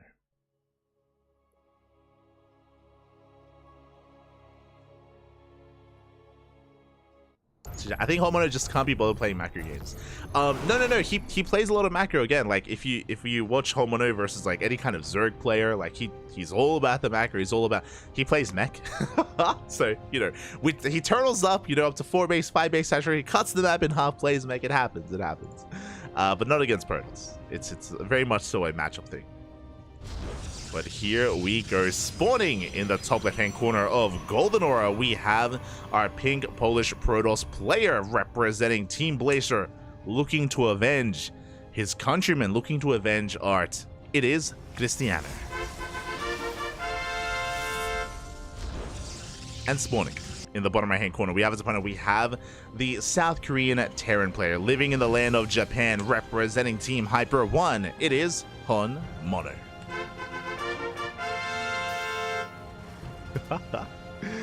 Here we go. Meanwhile, as we ease our way into the finals, a big shout out to Fighting Frog. Fighting Frog, the Swedish player, was a participant of today's tournament, and in today's tournament there was a random raffle. There was a random raffle that our lovely admin Eddie did organize and host himself. And Fighting Frog, even though he got knocked out in the first round, he does walk away with 5 USD. Nice. So a little bit of a random consolation prize. It's something that OSC does for their events, where, you know, for their events to kind of incentivize participation, they do just do a random raffle, and then bam, doesn't matter where you placed, how far you went, made some money. So GG. Congratulations to Fighting Frog. Well done. Well done. Sometimes the random prize pool goes to someone who got knocked out in the first round, sometimes to the finalists, and it just boosts their prize money for the finals. Does happen. Meanwhile, Cristiano does come with the probe scout, does get into the main base, does confirm the racks and the gas follow-up, and it is going to be interesting. Despite, okay, yeah, just single gas opener, so it's going to be a racks expand out of Honmono. This is the most economic opener that we've seen so far from Honmono for the entire tournament.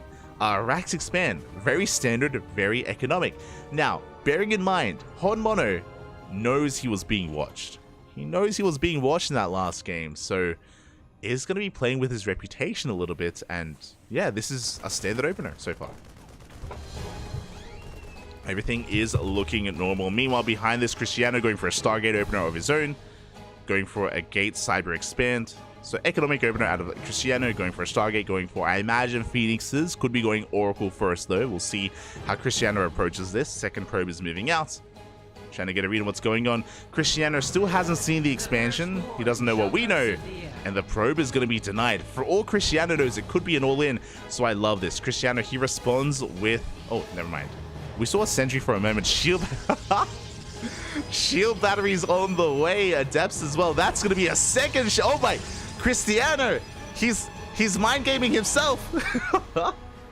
Homono is just chilling. He's going into a Rax Expand into a 1-1-1.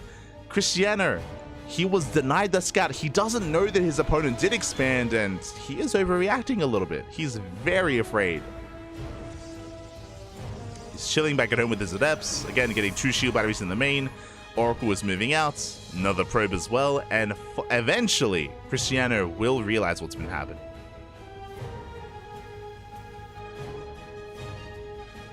Will realizes. Here we go. Oracle diving towards that main, and we finally get eyes on the expansion. The Marines as well. Oh, Hon Macro, is that you? We're even investing into the disable here, interference matrix for the Ravens. Oracle dips into the main. There was a Widowmine in position. Oracle goes down. Ay, not a good start here for Cristiano. He invested and wasted resources on the site defense. He lost his first Oracle. Second Oracle is coming out, but no more one-shot potential. Not the best start here from Cristiano. Meanwhile, Homeowner, he's getting up to his 3-1-1 setup. 3 Raxes, 1 Starport, 1 Factory. Tank production is underway. We have a tech lab on the racks, which means Stim is going to be researched, so we're going to be hitting a bit of a later timing. With this first medevac, we can go for some drop play, but for now, Homeowner is staying back at home, and Cristiano is coming in for some harassment. He needs to do some economic damage. He needs to do something here to Homeowner. Adepts are going to be shading in, and again, we still have that Oracle as well.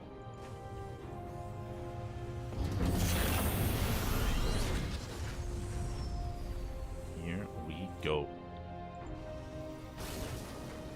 So now Homeowner just building himself back up. Behind this, Immortals are on the way. We're going for a bit of a gateway explosion. Oh my god. Cristiano going for 4 gates as well as a bay, delaying the 3rd. I think this is okay. So on the one hand, I would say that we're holding off on the 3rd base for quite some time, which is typically not a good thing. But against Honmono, playing safe and staying on 2 bases a little bit longer, I don't think is a bad thing to do. I think it's a wise choice here. Cristiano, he is respecting Homeowner a lot. I think maybe a bit too much. As we are doubling down a little bit, going up to 5 gates. 5 gates, Robotics Bay, and a Twilight Council. This isn't a 2-base all-in. Because of all this tech, we still have to invest into upgrades for like Blink or Charge and Colossus production, Extend Thermal Lance. It takes a while to get into this. I'm pretty sure eventually we will take a 3rd. Oh, Homeowner there, he's looking for that 3rd, goes for the scan. But again, a very delayed 3rd from Cristiano. Oracle comes in, Revelation on the production, gets eyes on the tank counts, gets eyes on the researching here. And with that Revelation on the tank, Homeowner is going to be pushing, or at least painting out a push.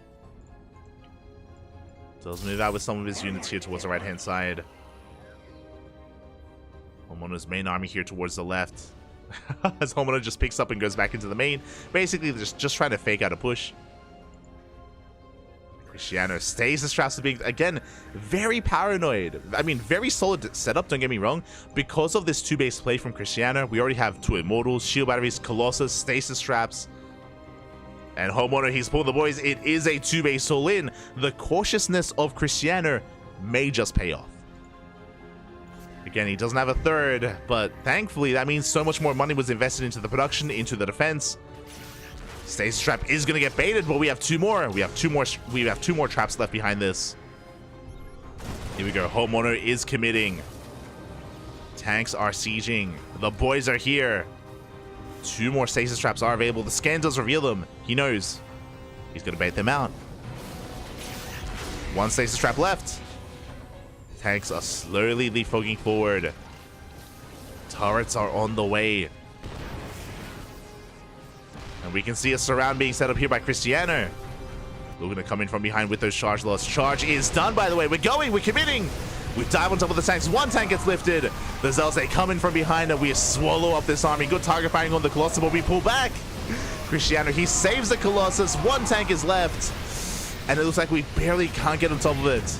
We are forced back, but that is 14 dead SCVs. And with the wave of reinforcements, we can dive on in. We can dive on this army. The tank barely survives. Oh my god. The tank lives. The mule to repair. No, the Oracle. The Oracle comes in, snipes the tank. And that was the backbone of this army. The stasis trap does go off. It catches half of the units. There's one tank remaining. Overcharge popping off.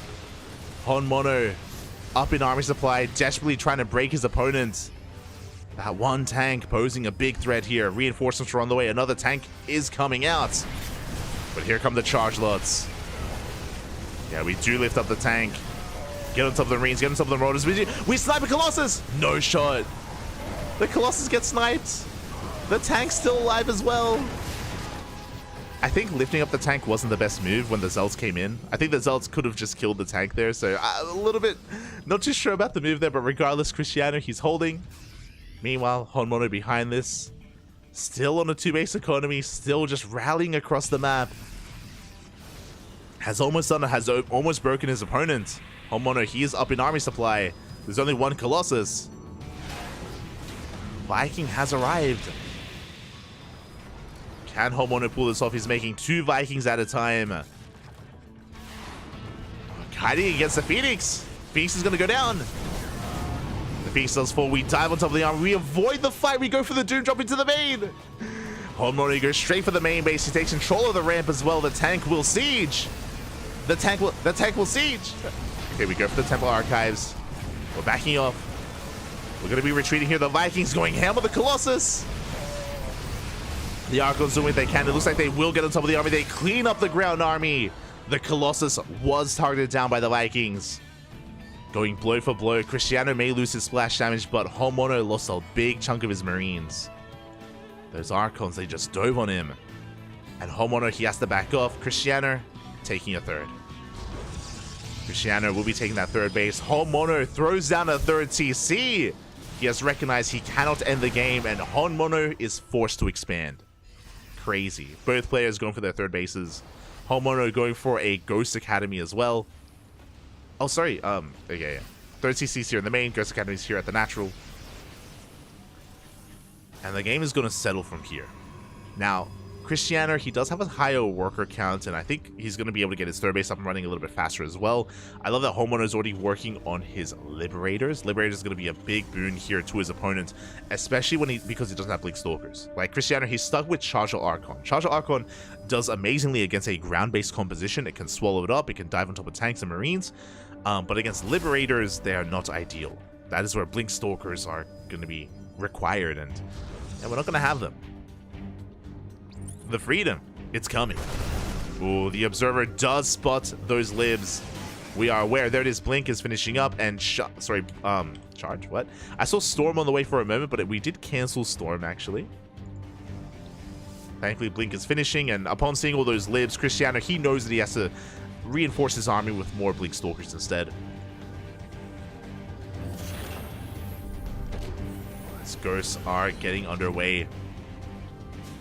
And again, this is still anyone's game.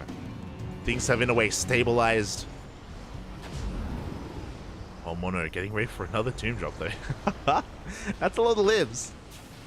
We're up to 4 Liberators. The Vikings aren't going to be as useful. We don't really have anything for them to do, so eventually they're going to have to land. They can at least deal with maybe War Prism Harass. Ooh, as the drop has been spotted. The Zealots do come across the doom drop. Cristiano warping in back at home. Does he know he cancelled Storm?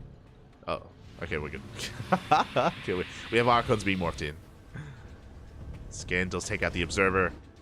Again, a big commitment here into the main base. Jesus, that is 5 full medevacs, by the way. With Vikings, we do have the Archons coming in, but are they too late?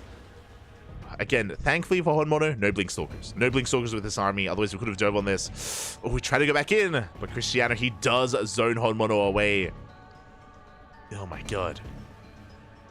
As Honmono is going to be trapped here in the dead space for a little bit. Archons are spreading out. Again, Archons don't have the best range. As the Archons keep this army pinned, by the way, Cristiano's pushing. Cristiano, he knows. It's like, hold up. How much of your supply is pinned here back into the top northern portion of the map? How much do you have back at home? The answer is not much.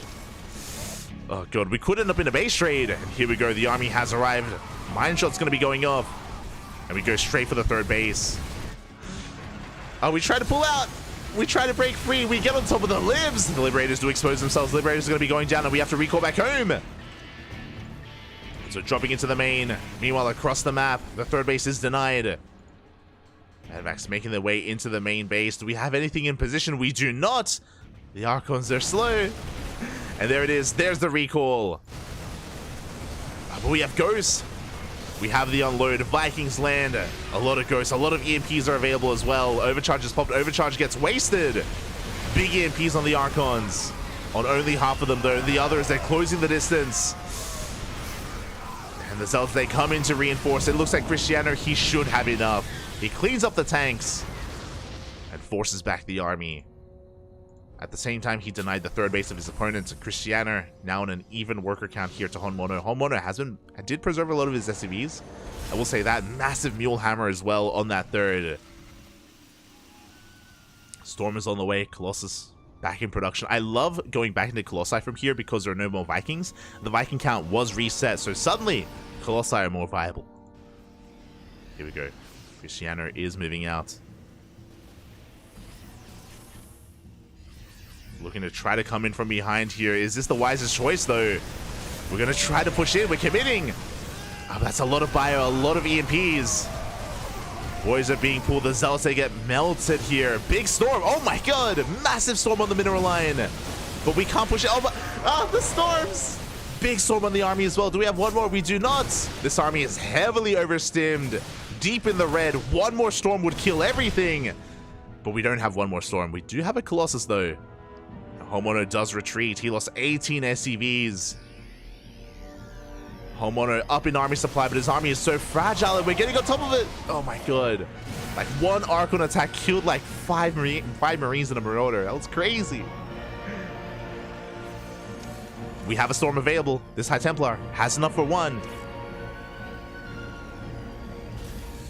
Has enough for one storm. Widowmine goes off. EMP does graze the army, does not connect with the High Templar. Behind this, Cristiano is taking a fourth base. He's backing off. Okay, we're calming things down, Bob. We're calming down. Cristiano, he backs off. He's getting his fourth base up and running. He's building up his army, rebuilding his army once again, getting back into Colossi production, incorporating more High Templar, more storms.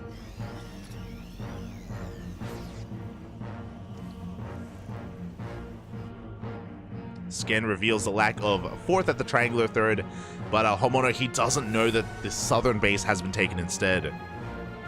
Cristiano going for the center fourth is a little bit more exposed, but so far unscouted.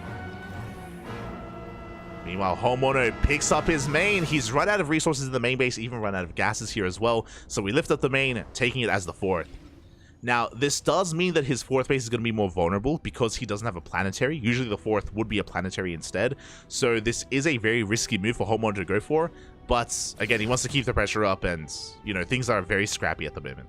we don't have the resources to make another CC. So we just float it over. And here we go. Homeowner's pushing, looking at the army. He has 4 ghosts, 4 EMPs. If he can connect on those High Templar, then he can take a fight. Homeowner, he can break this. Vikings pushing forward. They do threaten those Colossi. Only for a moment, though. Shield batteries do top them up. EMP on the Archons. 2 of them. Big EMP on the Zealots as well. Forces the overcharge to regenerate all those shields. But we still have 2 more EMPs available with the main army. Cristiano pushes out. Bold move to push out. And again, no planetary at this location. We do have some Widowmines, though. Oh my god, massive storms! Massive storms on the army, on the Vikings as well. Oh my god, the storms, they just do not end, but at the same time, we don't have much else. We have storms, but where is the rest of the Protoss army? It's not there. The Archons are being focused down. The EMPs were too good earlier. The Viking, it's one Viking! Takes down a Colossus. That one Viking pushing forward, but the Archon does arrive. 13 SCVs went down. Cristiano coming in with some reinforcements. Barely forcing this back. The mine shot takes down the Zealot. Cristiano will retreat. The misfiring! Oh my god. That Colossus getting very adventurous. And we stim on forward. We dive on top of the Colossus. A big overextension from Cristiano. The Colossus goes down and the rest of this army is going to be cleaned up. Hon Mono! He does take down the Zealots and the Archon. Down in economy, but again, Cristiano, he did overextend. Had to back off. Had to lick his wounds. And Hon Mono lives. He survives. Ay, ay, ay. Meanwhile, Cristiano is taking a 5th. Does have that 5th base soon up and running. High Templar have been morphed in once again. Things going to be calming down for a moment here. Hon Mono working on +3. So running out of resources at his natural now, but even if he runs out of gases and minerals here, he can just lift up his natural and take it as another base. He can still maintain himself. Still has a decent economy for 3 base saturation. Widow mines are being set up, and again, both players they're calming things down after a very chaotic fight. Both players are respecting each other. Looks like we are making another CC, so we're not going to be landing this natural at the 5th. Going to be taking an actual base, which means this can be morphed into an orbital. Sorry, a planetary.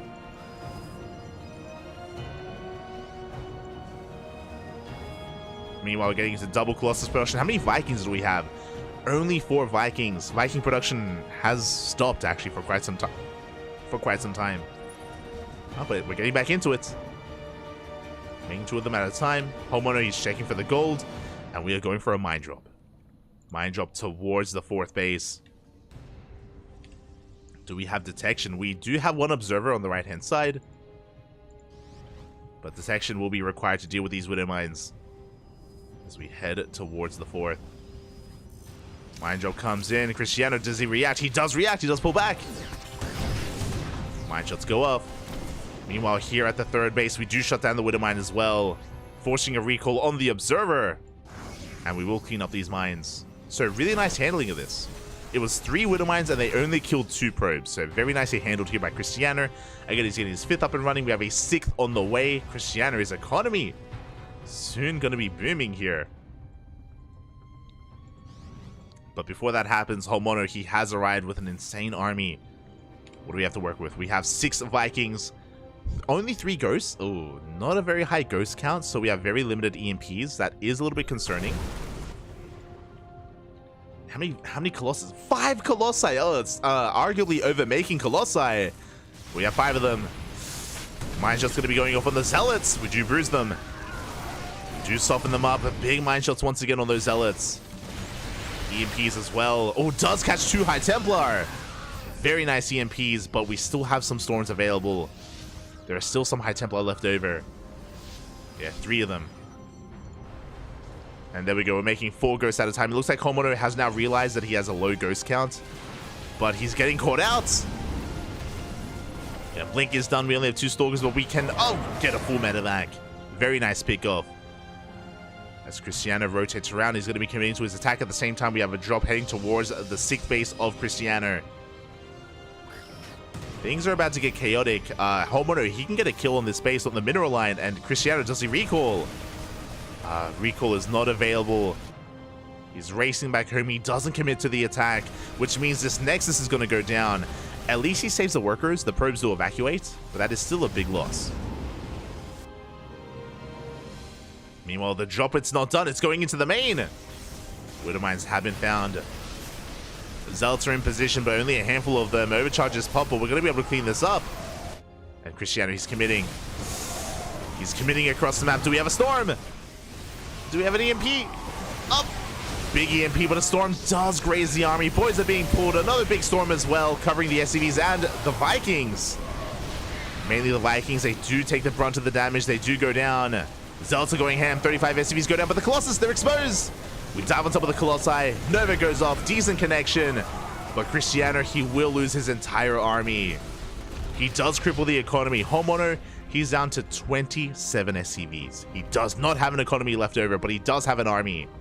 We gotta go. Homono, he's up 30 army supply. At this point, he's pretty all in, but he's staying back at home. Oh, medevac goes down. Full medevac. Like, we gotta send it. We gotta go. As I say that, that's a lot of mules. You know what? He may not have workers, but mules, but they're pretty good units. Mules are pretty good. And we're finally taking that 5th base. Homono can still sustain himself. But this 6th base is getting back up and running.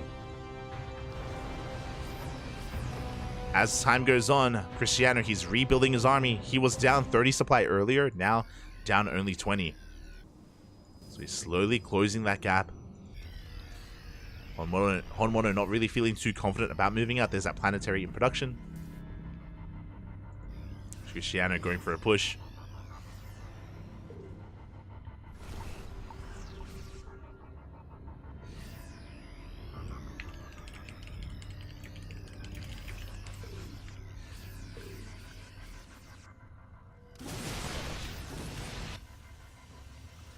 As we do see Cristiano trying to come in from the left-hand side for some Zealot run-bys, but alas, is going to run into the army. So once again, for like the 3rd time this game, like the game is going to settle down after a lot of aggression. Like things are going to be calming down here between our players. Cristiano taking a 7th base towards the top right. Now getting into Disruptors, which I do appreciate instead of Colossus. I do think earlier he overmade Colossi, and you can see that if you rely too much on one form of splash damage, it's not ideal. There's a reason why you go up to around 3 Colossi, then into Disruptors. Like a Viking heavy composition can shut you down. Disruptors are required, and now they're out. And EMPs, they do nothing against Disruptors, in the sense that they don't stop the Novas. They can stop Storms, but not the Disruptor. We do have a surround being set up here from Cristiano. He's trying to at least with the Zelta being forced back. Homono pushing here towards the center. Cristiano is going to be the first to max. The Zelta engage! But the Zelta just melt here against the 3-3 army, or the +3 attack army. Yeah, the Zelts go down. Big EMP on the Stalkers. Never goes off. 1 Nova, at least we have 2 more in the chamber. 2 more Novas. Up! Disruptor's gonna go down. We send out a couple more Novas, but at last 1 connects. 1 does connect, but we shut down the rest of the Disruptors. This army, though, overstimmed. Homono has to back up at the same time. A Zealot counterattack does get on top of the 4th. 4 SCVs go down. Drags the entire army back home to defend. Meanwhile, Cristiano trying to build up his Colossus and Disruptor count once again. Getting that 7th up and running. And again, Homono's army is more efficient overall. But that's also why we have to rely on some of these splash damage units like the Disruptor, like Storm. Without them, Homono can just stim and win. A couple of SCVs go down. Zealots are caught. A bit of an expensive counterattack, but we do get 7 workers, 8 even. Almost 9.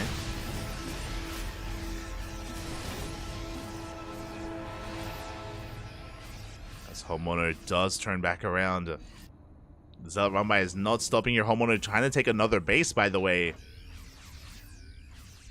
Both players on the cusp of maxing out. Yo, we got a Fusion Core. Let's go. Fusion Core on the way. That should be for Liberator range. Don't get too excited. Shouldn't be for BCs. Should be for Libs. As Homono, he has outpositioned Cristiano. We're going for another kill here on this base. Nexus is going to go down. At the same time, Zealot counterattack comes in. The planetary isn't done. SCVs are going to be falling. We do catch some of these medevacs. Let's go up. Zoning back the bio army. Oh, that's going to be 14, 15 dead SCVs. Nevers go up. Oh, they do connect. Decent connections with the army. It sims on forward, chasing Cristiano back. The army becoming a bit overstimmed, though. Oh my god, very overstimmed, and here come the reinforcements from behind. We get a surround. Homono gets forced back. These were the Zealots that were counterattacking. Speaking of, Zealots hit the 4th base, and Homono, he's falling apart. His economy has been crippled, and Cristiano has momentum. Finally, a fight goes his way. And Homono, he's forced all the way back home. In the retreat, he lost his ghost. He has 1 ghost left. 1 EMP remaining. A handful of Vikings, a handful of Marauders. Again, Homeowner, it was a great, he did a great job at sniping the space, but committing to the fight was not the right call. Committing to the fight there did end up losing Homeowner his army. And it looks like Cristiano is finally going to be able to get the win. This was a 30-minute game. This started with a 2-base all-in. This started with Homeowner pulling the boys like 3 times, by the way. This was a very chaotic game. Very back and forth. Very scrappy. But Cristiano, he lives, he survives, he has the better economy. He has the army. And he is looking to take game 1. But it's a best of 5, Papi. Plenty of games are ahead of us. Mine shot's going to be going off. Big EMPs here. But again, there was only 1 EMP left. And we will get on top of this space. It's going to be a kill on the CC. Not a lift. A couple of workers are going down to these widow mines. Side going ham. Storm as well. It looks like we only had 1 Storm in the army. So Cristiano is going to pivot away.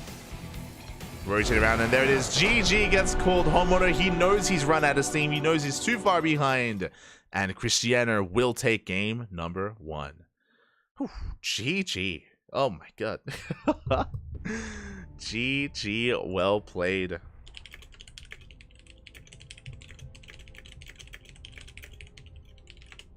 GG, well played. And whew, that was a hard-fought win. A very hard-fought win there. As, again, to reiterate, it started with a 2-base all-in. It started by pulling the boys. It kept going by Homeowner landing, lifting his main base, and having some really efficient fights as well. And it was a back-and-forth game there. In the end, Cristiano does take it, but he had to fight hard for that first win. And the series continues. That was game 1 of potentially 5. It is a best of 5, and Cristiano may be 1 step closer here to winning, but again, that was not easy. And here we go. We're getting into game number 2. Ooh. Oh boy. Here we go. I'm catching up in the chat. Catching up, I'm catching up. Ay, ay, ay.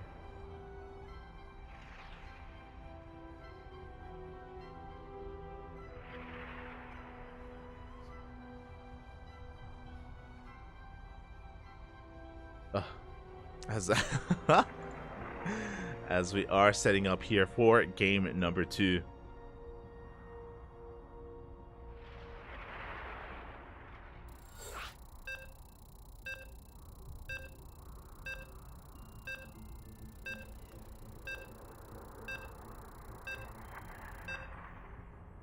What's the Terran worker goal for a full macro game? 75? It kind of depends. It does kind of depend on the matchup is what I will say, and the dynamic of the game. I do know that there are some players that like overmaking SCVs. Like TY, notorious for going up to like 90 workers, but he makes a lot of workers because he knows he's going to lose some, due to like Zealot counterattacks and Zealot run-bys, for example, just so he can maintain his economy. But I think TY is like more of one of the extreme ends of things. Like, he is not of the norm. As ideally, we do want 4-base saturation, not 3. 3-base saturation is 66 workers. But from here, for a late game, from here we're getting into game number 2. And spawning in the top right-hand corner of Hecate, we have the South Korean Terran player representing Team Hyper 1. Down in the series, but it's game 2. Plenty of games are ahead of us here. It is Homeowner. And spawning in the bottom left-hand corner, we have his opponent. We have the pink Polish Protoss player representing Team Blazer. It is Cristiano. See in the chat, 65 to 80, depending on your playstyle. Exactly, yeah. Those are the curious. I would echo that. Ooh. So we are getting into our next game.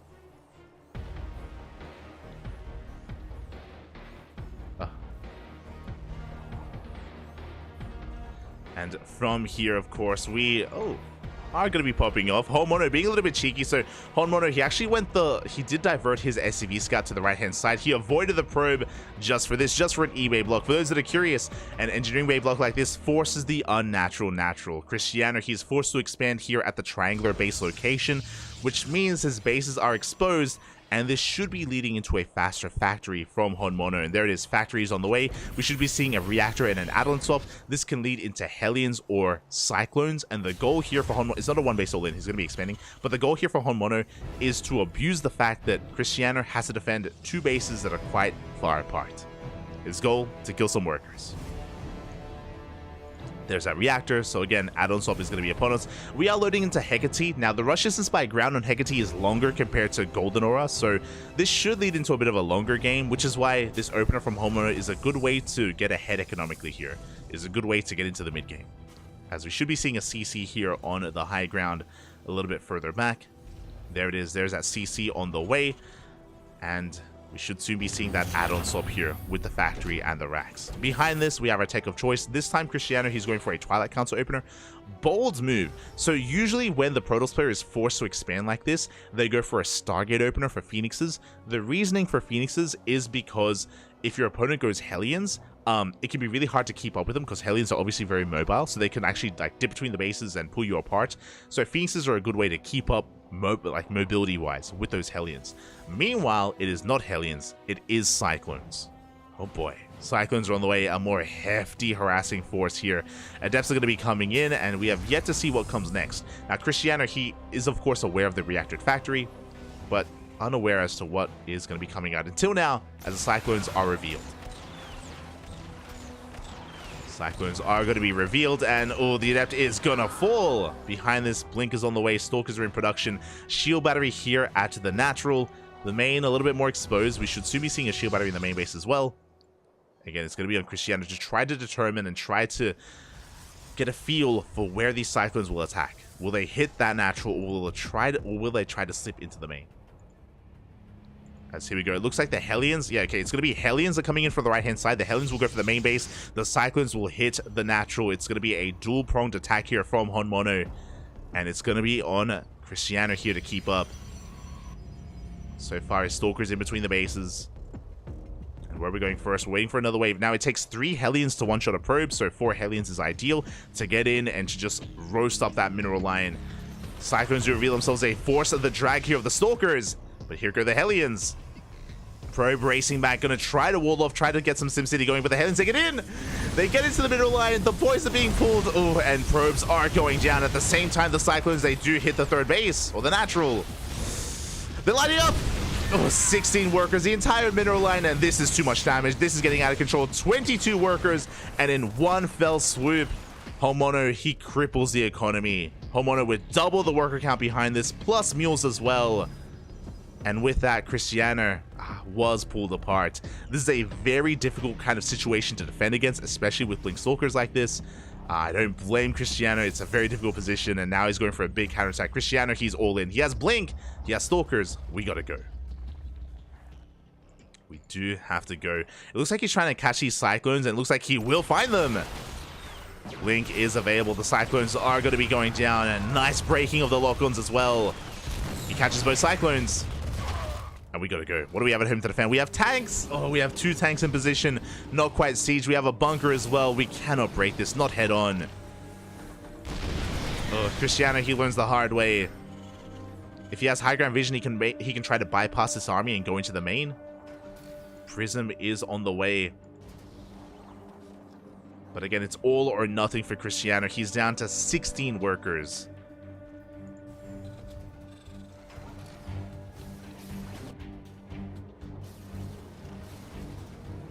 Down to 16 workers here as Cristiano, he's again going to try to go into the main base.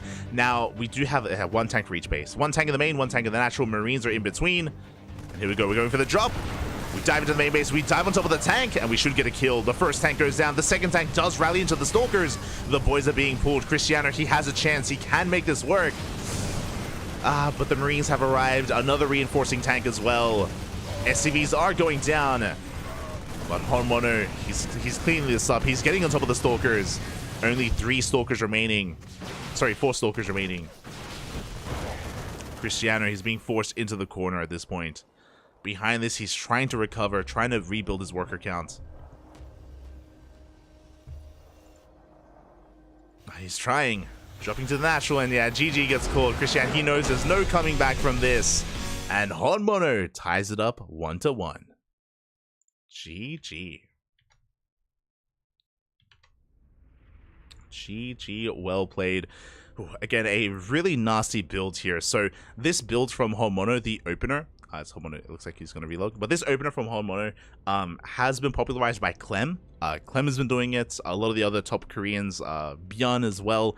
Basically, the meta has been shifting, and a lot of the top Protoss players have been starting to actually check their natural sooner, especially on smaller maps. Oceanborn is a good example. On Oceanborn, I'm sure even Cristiano does this on Oceanborn, where you need to actually get your probe onto the low ground faster and keep it there to make sure you can deny the eBay block, because on some maps it can be very difficult to defend your bases if you are spread out like that, and you have to shut down those eBay blocks before they can get going. So this is, in the new patch, this is, with the new Cyclone specifically, this is a new opener. This is a new opener in TVP that has been working its way through the meta and through the pro scene, and yeah, it is disgusting. And it is very difficult for the Protoss to defend, and the answer for the Protoss, currently at least, is just to be vigilant when it comes to denying the eBay and to cancelling it ahead of time. That's how a lot of them do respond. Oh. Otherwise, it can be just a brutal position.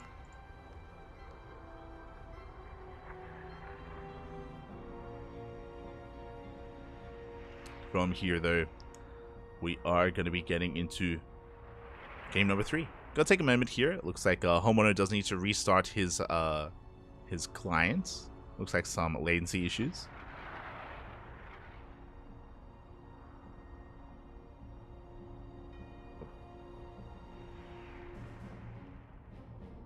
But yeah, it looks like he just dealing with some latency issues, and hopefully will be back with us soon. And again, this could still go either way. We are tied up 1-1.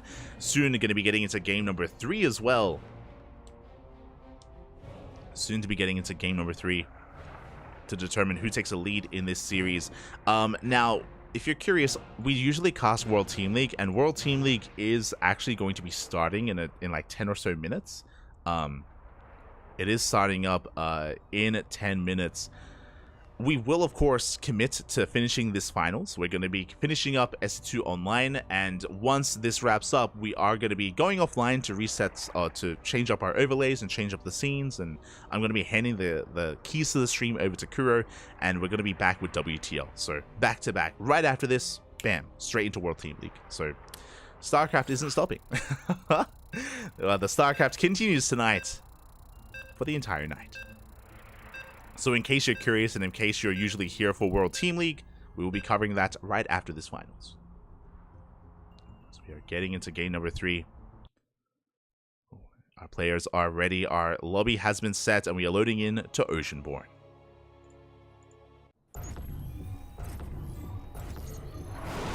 Here we go. Spawning in the bottom right-hand corner of Oceanborn, we have the pink Polish Protoss player representing Team Blazer. Being forced into a back-and-forth series like this, it is Cristiano.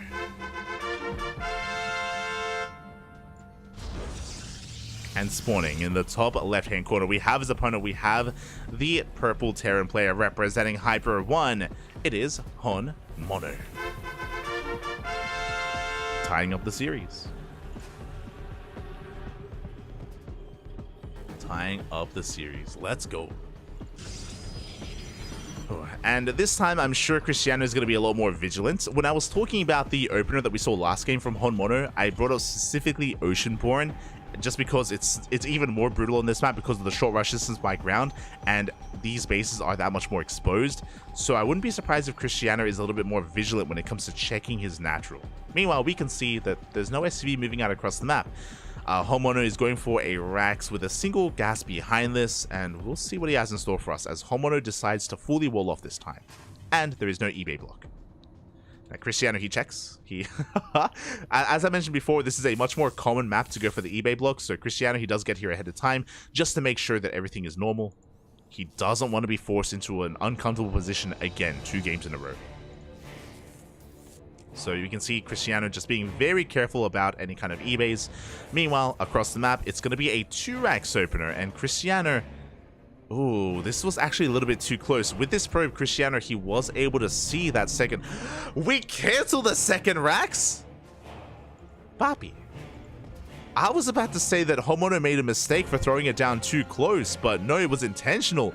He is selling a story. He's making it look like a one-base all-in. With that second racks, he cancels. He's going for a CC on the high ground. Oh my god. And Cristiano, he's throwing down shield batteries. Oh my god. Homono using his reputation here. Not just his reputation, but also some mind games. He's going for the CC right into the factory as well. Again, just getting into an economic opener, playing standard. Cristiano, he's ready for something that is not coming. Ooh, at the same time though, we have a pylon out of the map. With this pylon, Cristiano, he will be able to counterattack, but Homono is checking.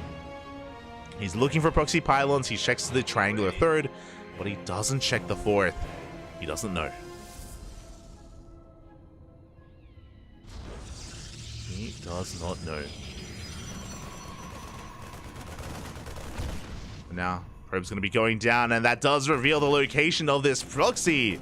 Homono does come across that he will shut down this gateway. Meanwhile, behind this, we have additional gateways on the way. Oh my god, Cristiano. Okay, he should be expanding. He was going up to 3 gates though, and it was looking almost like a 4-gate all-in even.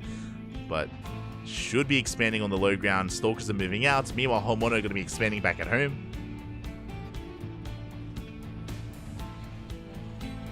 We'll be getting this up and running. And there's that expansion for Cristiano.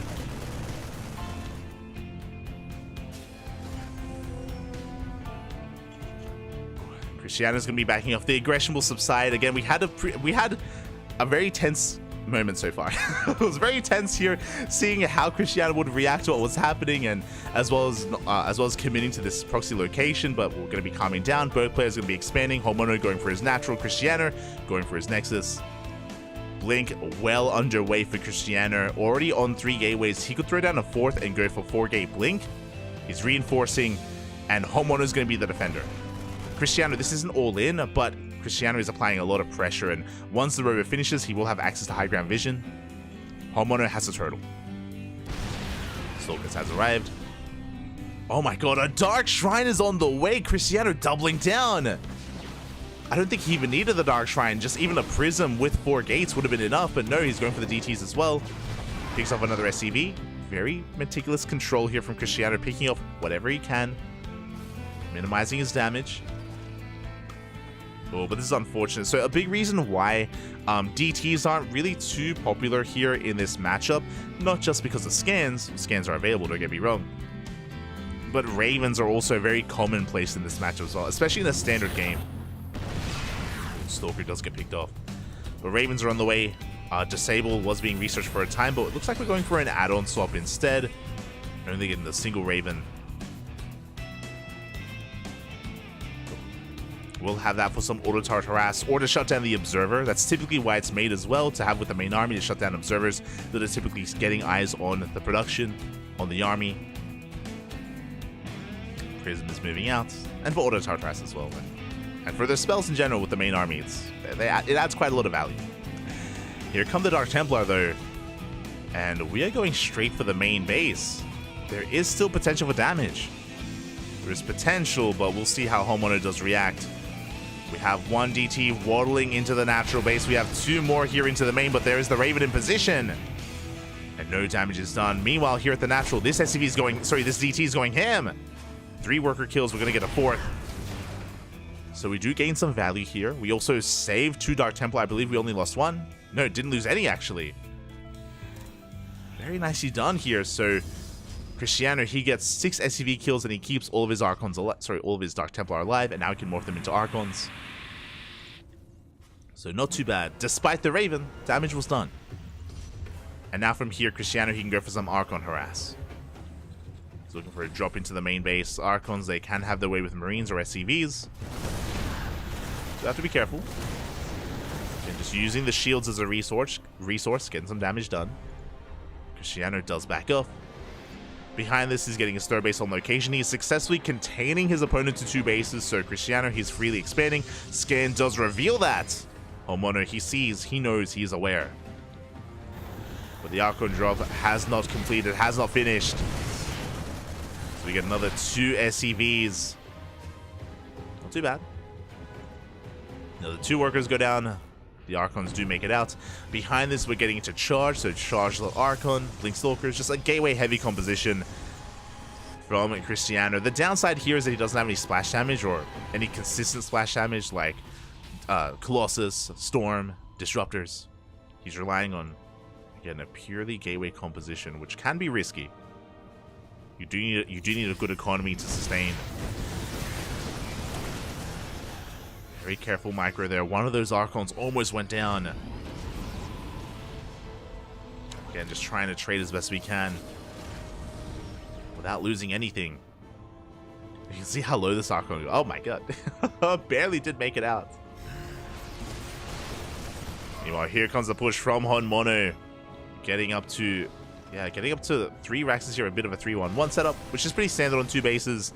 And we should be taking a third on location. Gateway is going to be depowered.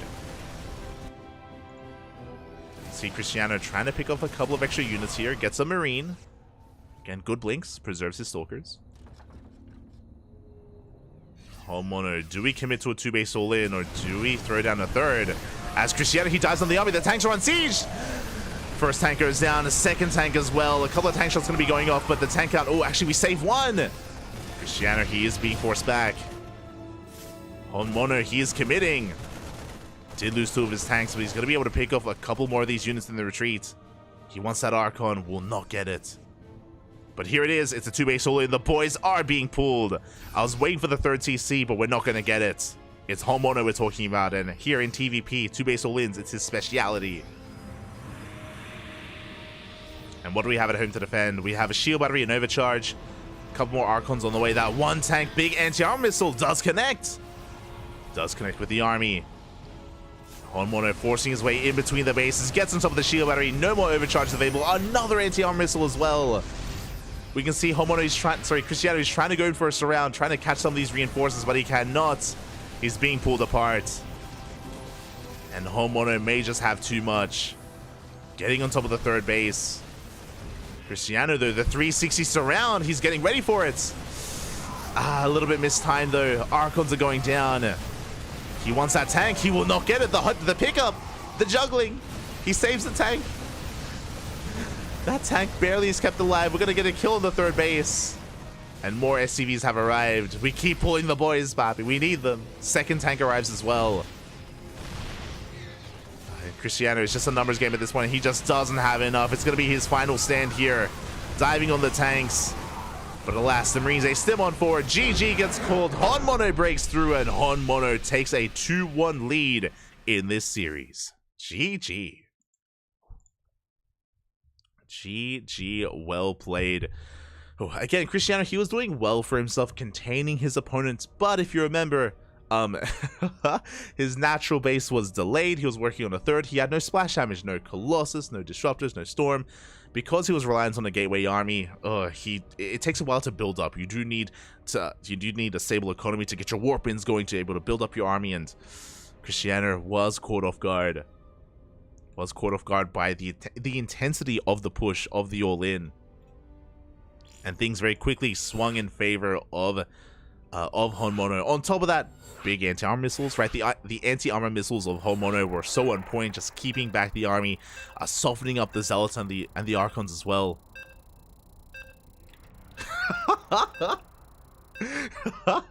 Fun fact. Cristiano, especially, remember, Cristiano, he got faked out thinking that it was going to be an all-in, and he just said in the in-game lobby, he's like, I'm just going to ignore your Raxes. Like, what just happened? He was bamboozled by the opener, which is why, again, Cristiano's economy was delayed. Winding it back, remember, he was faked out, and he didn't realize he was up against an economic opener.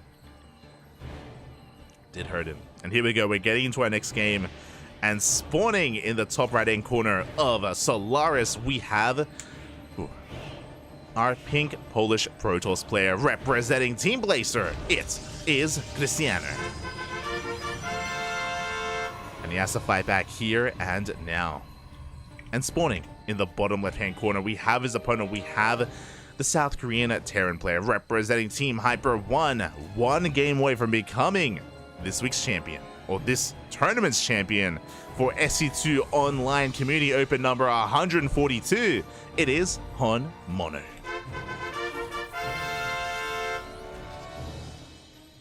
Here we go. Ooh. Here we go. But yeah, just some really sick mind games at the start of that last game. And now, where will this take us?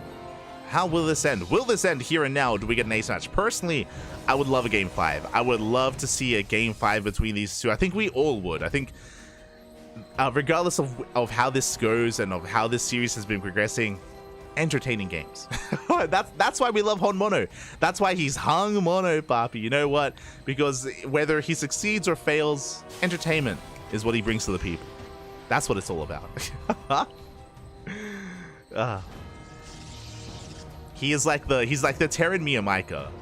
We do kind of associate the two at times. And fun fact, speaking of him being the Terran Miyamika, if you're familiar with Miyamika, you'd know what that means. Fun fact, there is a 2v2 tournament happening in a couple of hours. I mentioned before that there is an OSC marathon going on, back-to-back tournaments, and there's going to be a 2v2 event later on. And Miyamika reached out to Hr Mono, and they will both be teammates in the 2v2 tournaments.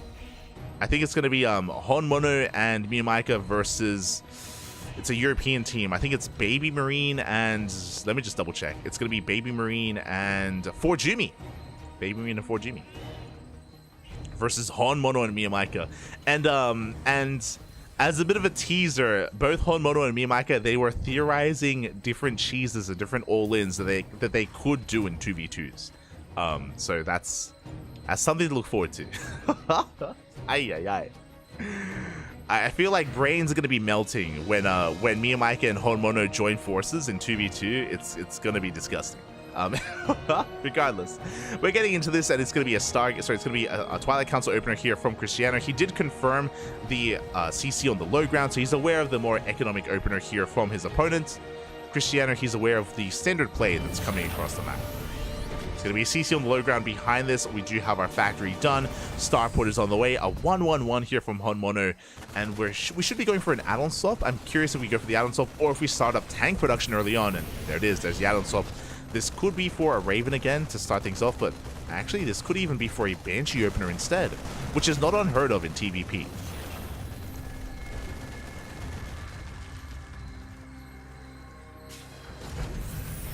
Here we go. Behind this, I thought it was going to be Blink. I took it for granted, papi. We are not going Blink. We're going for a Dark Shrine opener here from Cristiano. And this is unfortunate because Hr Mono did go for the add-on swap, and we are researching. Oh, okay, we're researching Interference Matrix to go into eventually, I imagine, a Raven. But we're starting things off with a Mind Drop. Mind Drop is on the horizon here for Hr Mono. Behind this, Cristiano opening up with Dark Templar. Again, very uncommon in this matchup. A very risky move here from Cristiano. We'll see if it pays off. Again, even if detection is available, these can still deal damage. And I believe this is going to hit first. It's going to be close. Raven is on the way. Mind Drop is moving out. Mind Drop is spotted by this Adept. So Cristiano, he knows to get ready in the main base. He knows to be aware of, pulling in time and reacting to this mine. Meanwhile, here we go. Dark Templar in production. Raven still on the way. Damage is going to be done here, but how much is the question? We have one Dark Templar waddling in towards that natural. DT in between the bases as well. Raven does reveal itself. One DT goes down. Oh, we're going to get a couple of SCVs. 3 workers do fall. Oh, did I say 3? I meant to say 6. And we're going to get a 7th. 7 SCV. And we're going to get an 8th. And we delay the eBay as well. Good damage here. Meanwhile, across the map, we had Adepts in position. The Widow Mine does not get any damage. One probe went down, and I believe that was the scouting probe. It could have been a probe from the Widow Mine, but regardless, the Mind Drop is cleaned up. And we get 8 worker kills for 1 Dark Templar. And from here, we transition once again into an Archon drop. Behind this, Cristiano going straight for a third. This time, Cristiano has a much stronger economy. Remember, last game, Cristiano was stuck on one base, and he had an awkward transition. This time, a much better economy here. He's got 50 probes compared to the 32 SCVs of Honmono. And he's not done. He's already killed 8 SCVs, and he wants more. The Archon drop into the main. There are now 2 Ravens here with the army. We're going for the Marines. We get 2 Marines already. Big disable on the War Prism, though. We may have another disable available. Auto targets right now. We clean up the Marines. We get 1 Archon. Oof. 1 Archon for how many Marines? For 10 Marines, by the way. That's not a bad trade. It was gas for minerals, though. I'm sure Cristiano, he would have liked to have kept that Archon alive, so maybe worth it here for Honmono. It did also cost Honmono a lot of energy to get the disable going and the auto turret as well, but, you know, energy can be used and we're going to be able to regenerate. Meanwhile, Cristiano rotating around, looking for some more damage. Again, his economy this time is booming. He's going to be able to get into a much higher gateway count, a much more stable production. Archon arrives, shaving off some more Marines. Getting another 2. Zal's getting ready for a counterattack. And the question becomes, is this going to be another 2-base all-in from Honmono? Will this be another 2-base all-in from our Terran player? Most likely, but we'll see. Vikings are in production to deal with the Prism. Cristiano establishing his 3rd. We have a Templar Archives on the way for Storm.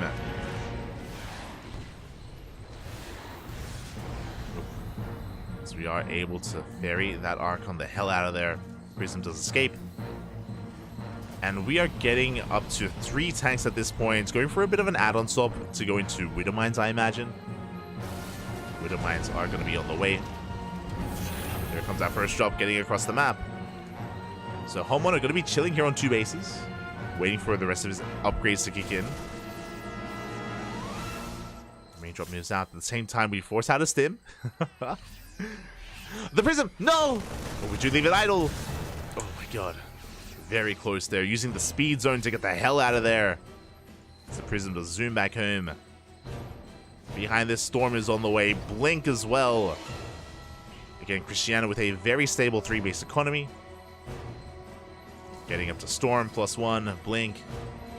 All things Protoss.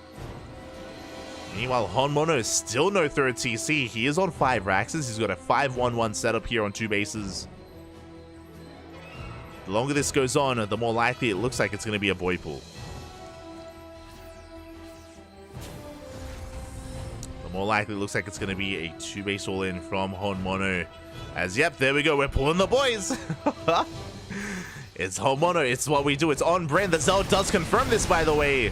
We do get eyes on the all-in. Cristiano is getting ready back at home. We have a shield battery here at the natural. We have a shield battery. Sorry, we have a cannon at the 3rd. No shield battery, though, which is a little bit concerning. He's getting a 4th base. Maybe being a little bit too greedy. Storm is done. High Templar are in the War Prism. They're back at home as well. A couple of good Storms is all we need. We got a big anti-armor missile, and Cristiano has to back off. Does Storm the tank? Do we have more Storms available, though, as we do force in a couple of Archons? Show us the Storms. Oh, they're going to be okay, but they do miss the main bulk of the army. But here we go. We collapse on this. We get on top of the tanks. Big Storm here on the bio. And massive Storms as well. And it looks like Cristiano, he's going to clean this up. He collapses on the army. And we are going to the ace match. GG gets called. Cristiano ties it up. Get a much stronger game here from Cristiano. Being a little more economic.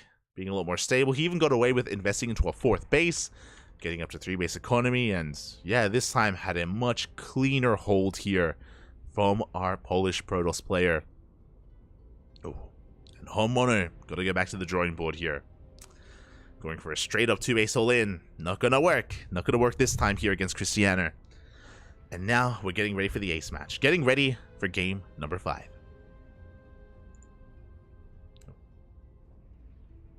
Here we go.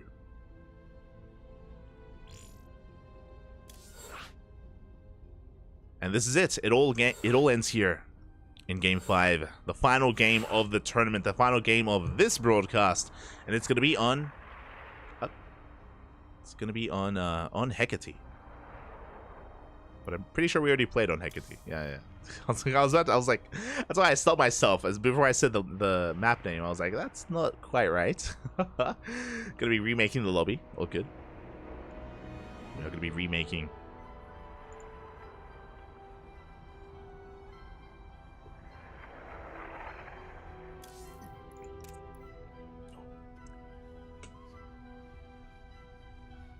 Here we go.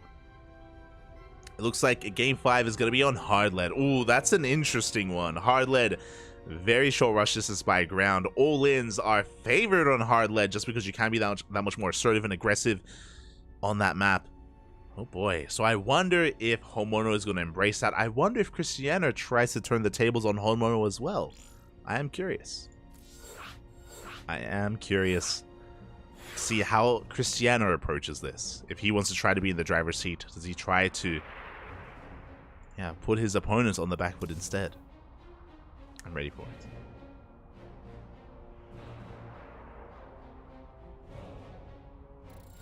Catching him with the shadow.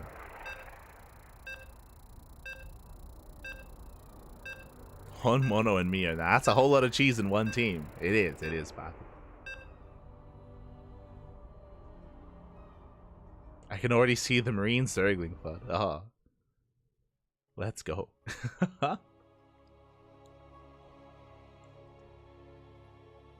Can ally units use your Nidus? No. I believe they cannot. Not in 2v2s.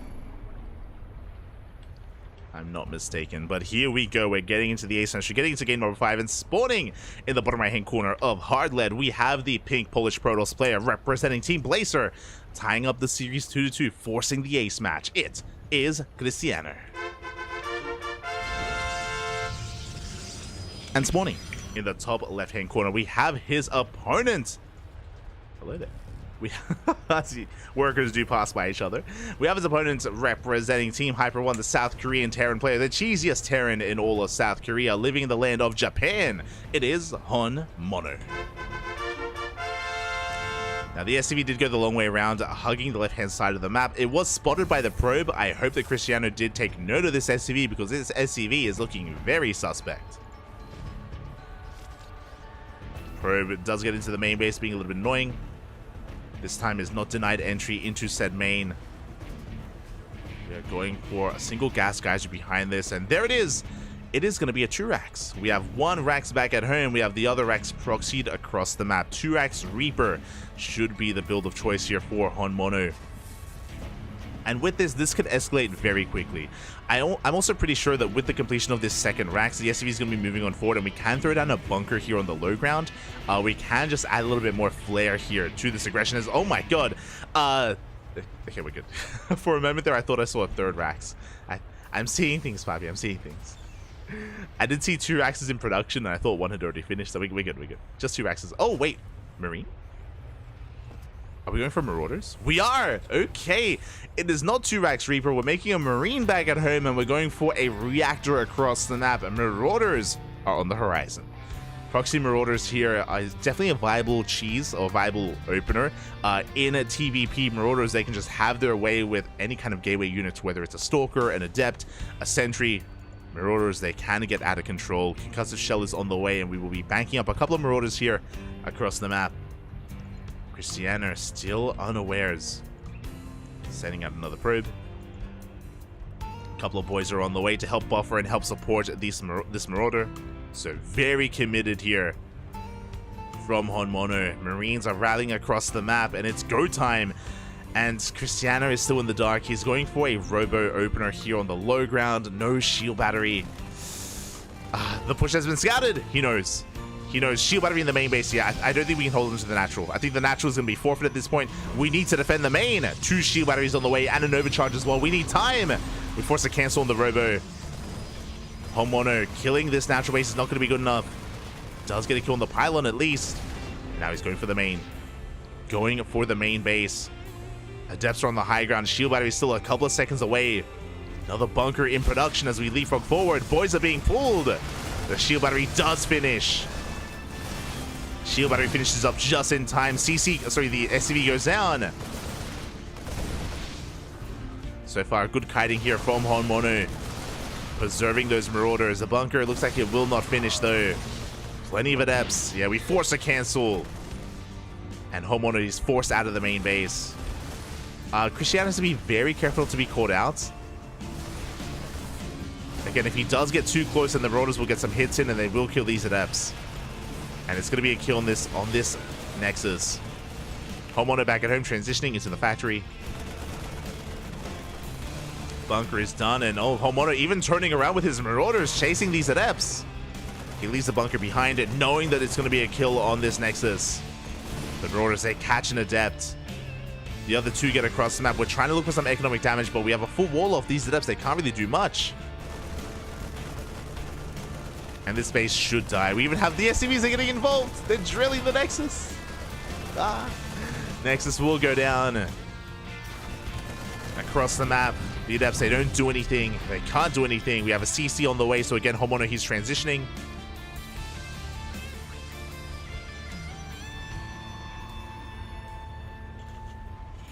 Second bunker in production. So the goal now becomes a Homeowner. He wants to contain. He wants to build bunkers, build a wall of bunkers, contain his opponent here on one base while Homeowner expands. And Starport on the way. CC as well to take his natural. Homeowner looking to get ahead economically to transition. Meanwhile, Cristiano doubles down. 2 gateways and a Warp Prism. Cristiano, he wants to not just break free from the contain, but counterattack. Cristiano, he wants to break free. And with Immortals, he can chew through these bunkers, but the Marauders will make things awkward. It's going to be tough here. So we go for the salvage. Homeowner, he just evacuates. He gives up on this position. Doesn't feel too confident about taking the fight here. He's racing back home. Meanwhile, Cristiano is pushing. Elevating his units to low ground. Cristiano, he doesn't know that his opponent isn't here anymore. He doesn't know that Homeowner is racing back home. So this is going to be a tough one here. It's Cristiano. He shouldn't get caught out. There's no stim on these Marines. They're vanilla, so they do spot each other. Good force field. Oh my god, we do catch some of these Marauders. Good juggling as well, keeping those sentries alive. 2 Marauders go down. Big pick off. Very nicely done. Bearing in mind, there's only 2 Marauders left in the main. We have high ground vision with that prism. We should be able to take down the depot.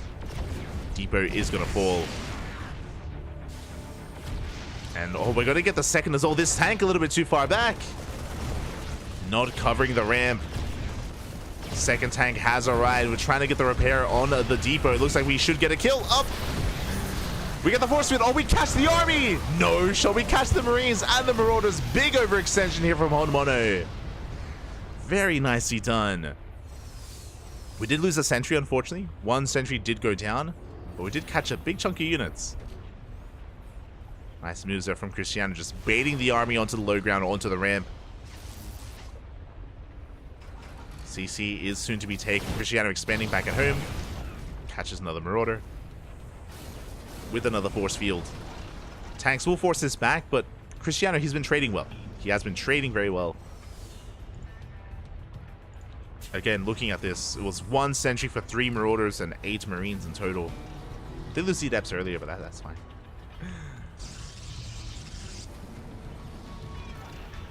Cristiano, oh, he has to be careful with the tank shot. Ooh. Almost takes down the sentry. Hallucination comes in, gets eyes on the production. We do get eyes on the next racks. They get a 3-1-1 setup here on 2 bases.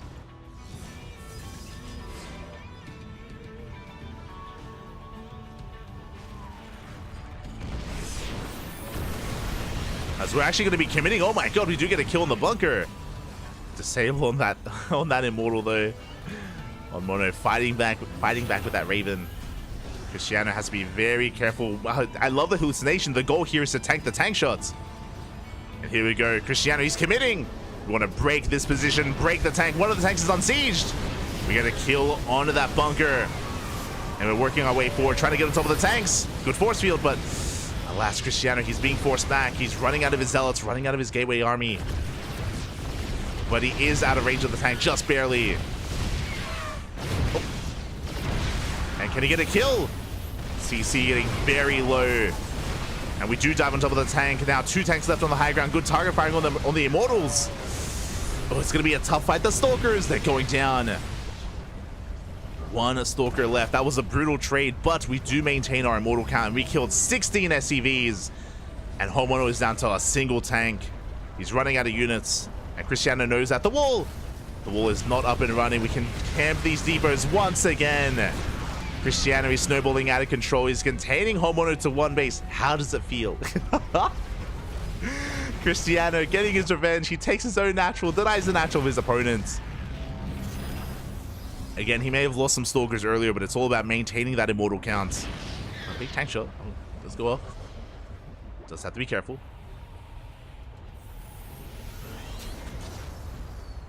So Homono still stuck on his one base. For a bit of an add-on swap. Cristiano behind this is going to be taking up an Epsay thread in his shade. We shouldn't be committing though. And behind this, additional gateways, we have a Temple Archives, Charge Lots, and Archons are going to be the composition of choice for Cristiano.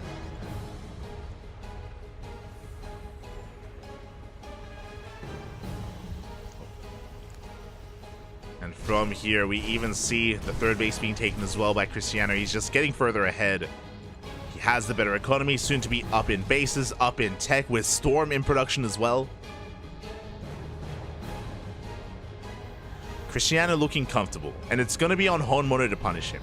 And at this point, it's got to be a two-base all-in. The problem is that we just don't really have too much of an economy to begin with. He lost 16 SCVs earlier. So he barely has two-base saturation. He barely has SCVs to pull. That's the problem. How do you pull the boys without any boys? Aye, aye, aye. First world Terran problems. Smooch, papi, smooch. Here we go. He's going to be going for a double drop here towards the right-hand side. Still just trying to build up his SCV count here. Cristiano going to be stuck at home. Again, doesn't have the most mobile army. I believe, yeah, it doesn't have Blink. Doesn't have Blink, so we'll see what this can get done. Stim has completed combat shields as well. We're going for a double drop towards the main. Towards that main base. Cristiano just trying to set himself up here, moving out once again. Storm is done this time. And that's a lot of High Templar. We got 2 High Templar in the Prism, 2 High Templar on the ground. As we move out, Homono, he's going to try to cause some chaos here. Maybe even force a recall. Here comes that drop. And do we have a Warpin available? There we go. We've recalled the army back home. Only some of it, though. And Cristiano, he's still committing. Still committing to his push. It looks like he's going to keep some units back at home to defend. But what does Homono have? What's our setup looking like? No bunkers. He has 3 tanks. Pretty good setup. Pretty good defensive line here of tanks. So I'll say charge on forward. A little bit premature, but here come the storms. They do connect here on the Marauders, on the Marines. 1 tank goes down. We have high ground vision. We're focusing down the 2nd tank and the 3rd tank as well. And every single tank falls. We do have some boys, though. They're trying to get us around on that Immortal. The Prism. Prism is going to go down.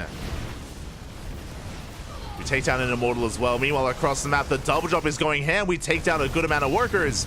Auto target harass here at the 3rd base. Double drop into the main. Production is being depowered. And Homono, he's forcing back the army. Things are getting really crazy. Does force back the army. We're going for a kill of the Nexus in the main. Homono, he may have lost 20 SCVs, but he kills 15 workers across the map. And the base as well. And he is depowering everything. Only 3 gateways left. And now none. We have some Zelts coming in, but the Sim City, the choke point. The Zelts, they cannot engage. Not on their own. Templar Archives is going to go down as well. No more High Templar. We get the Forge. This double drop is keeping Homono in this. Maybe even winning him the game. Cristiano, he's down to 2 bases. Down to 32 workers. Still has a decent economy, but his production is in shambles. Has to repower everything. Has to rebuild. And back at home, Homono, he's got some ghosts. Rush into a ghost academy. Got a couple of ghosts for EMPs. Preparing up those medevacs. As we are retreating back home. Homono, he does have a supply lead. He does have the army supply lead, more importantly. And we're going for a split push. Now, this double drop has been spotted by the Zealot. So Cristiano should be getting ready. But there's also a double drop on the left-hand side. Can Cristiano split up his army? Can he defend both bases at once? I'm not sure if he can. He can defend his third 100%, especially with these storms, but his main is vulnerable. His main only has zealots. Here we go. We push on forward. We do spot the army, but Homeowner, he commits into the main. Zealots say, come in. Oh, we do get a bit of a surround. We do force this back. Gateways are depowered, but Homeowner not done. Being so annoying with these drops. Going for the main base, going for the gateway. And amidst all this chaos, I need to give the edge to Homeowner at least a little bit. His economy still is in shambles. Like, he's on one base economy, essentially. The High Templar! He gets two! Two High Templar go down. Cristiano, he wasn't looking. Ay. Big pickoffs here by Homeowner, and this is what he needs. Every now and then, if he picks off a High Templar here and there, an Archon, an Immortal. Cristiano, he can't replace them. Remember, he lost his Templar Archives. Oh, he rebuilt it. 3 built here at the natural. But here comes the army, and a very hefty army at that. Even with storms, this may be too much. And we may not even have storms. We have that ghost for the EMP. Cristiano, he's in a lot of trouble. Here we go. We have 4 High Templar. 4 storms available. And here comes the army of Homeowner, and this may just be too much. No shield battery, no overcharge here at the natural. Big storm. Oh my god, some very juicy storms, and we have more where that came from. Another storm here on the army. We do force the pickup. That was maybe the best fight that Cristiano could have hoped for. He was able to swallow up the army, surround it, storm the Marines as well. Meanwhile, Homeowner, he picks up his main, he lands it as his third. His economy is still looking good. It's looking okay. It's okay. And okay is all it needs to be, but here we go. Cristiano going for a counter-attack. Once again, a Doom drop into the main. Base trade. It's time for a base trade. Homeowner shuts down the main base. Meanwhile, Cristiano, he does come across the mineral line. There are some Marauders back at home, though. Cristiano turning back around. He denies the third, and he races back home. Do we have a storm? We do not. Homeowner, though, he backs off. Takes down a lot of gateways. Does retreat. No! A stray Immortal! Get out of here! The Immortal gets caught out. Big pickoff. Does get an Immortal. Ay. Cristiano trying to find the drop, but he's going to get surrounded. Who's going to surround who? That's the real question. Big EMP here on the Archon, on the Zealots, and this army is being cleaned up. From behind, though, we have reinforcements from both sides. But Cristiano doesn't have enough. He gets cleaned up, loses Zealots, loses an Archon. Big losses there for Cristiano. Once again, taking a hit to his supply. He has a Colossus. No extended thermal lance, no range, but he has 1 Colossus available. 2nd Colossus is on the way. Homeowner, as he commits to his push, we do have a Zealot run by being set up here by Cristiano, going for the 3rd base. Probes are getting caught out. They're trying to set up a defensive line here, but the gateways are going down. Oof. Gateways are falling. Zealots get across the map in the natural and the 3rd base. And Homeowner does not have much to defend back at home, but he finds the 3rd. Yeah, this Nexus is going to go down, so both players are going to be hurting. These Zealots, though, are doing a lot of damage. A lot of SCVs are going down. We get a kill on this Nexus, but that's 12 dead workers across the map. Does Homeowner find the probes? Does Homeowner find the... he doesn't find the workers. Suck it in. The probes, they do hug the wall. They do survive. Homeowner down to 15 SCVs. Plus mules, though. Cristiano ahead in the economy, but Homeowner, he has been trading better. He has been trading more efficiently, but now we're up to 3 Colossi. That's got to be too much. That's a lot of Marauders, though. Look at... Jesus, that is almost as many Marauders as Marines. We can close the distance. We can dive on top of this army. Cristiano, he is lacking a buffer. He needs units here to defend these high-tech units of Cristiano. The Colossi, the High Templar. He's got 2 Zealots. Here we go. Homeowner pushing forward. Go. We have a decent storm zoning back the army. Cristiano trying to get another base up and running. We have another Colossus coming in. Oh, a bit of an overextension. This Colossus on my hand side is going to be going down. Big storms, though. Massive storms on the army. The Marauders, they're chewing their way through, though. They stim forward. The Marauders, can they get on top of the Colossus? They will. Every single Colossus is going to be going down. We get 1, we get 2, we get all 3. All 4 Colossi will fall. Big pickoffs. Very efficient trading from Homeowner, but has he run out of steam? Because again, Homono, he doesn't have a lot of workers. He's muling his heart out here on these 2 CCs, on these 2 orbitals. He cleans up all the Colossi. So many High Templar. Again, Colossi on their own are so vulnerable. They can do a lot of damage, but they cannot protect themselves, as we saw. Like, a group of Marauders and a Dream is all you need. Not even, just some Marauders. And that was an expensive loss. That was a very expensive loss here from Cristiano. But he does get this base up and running. He does get his 4th. Or I guess technically his 3rd because there's no base here. So his 3rd. And now he's got his 4th on the way. So he does have a better economy. He's on how many gateways? Oh, 6 gates. Not too many gateways here to warp in. He's got 1 Colossus. It's rallied across the map. Zealot Runway comes in. Gets a couple of workers. But not too much. Only 3 SCVs. This Colossus is... I'm worried for it. come back to a shield battery, Poppy. Come back.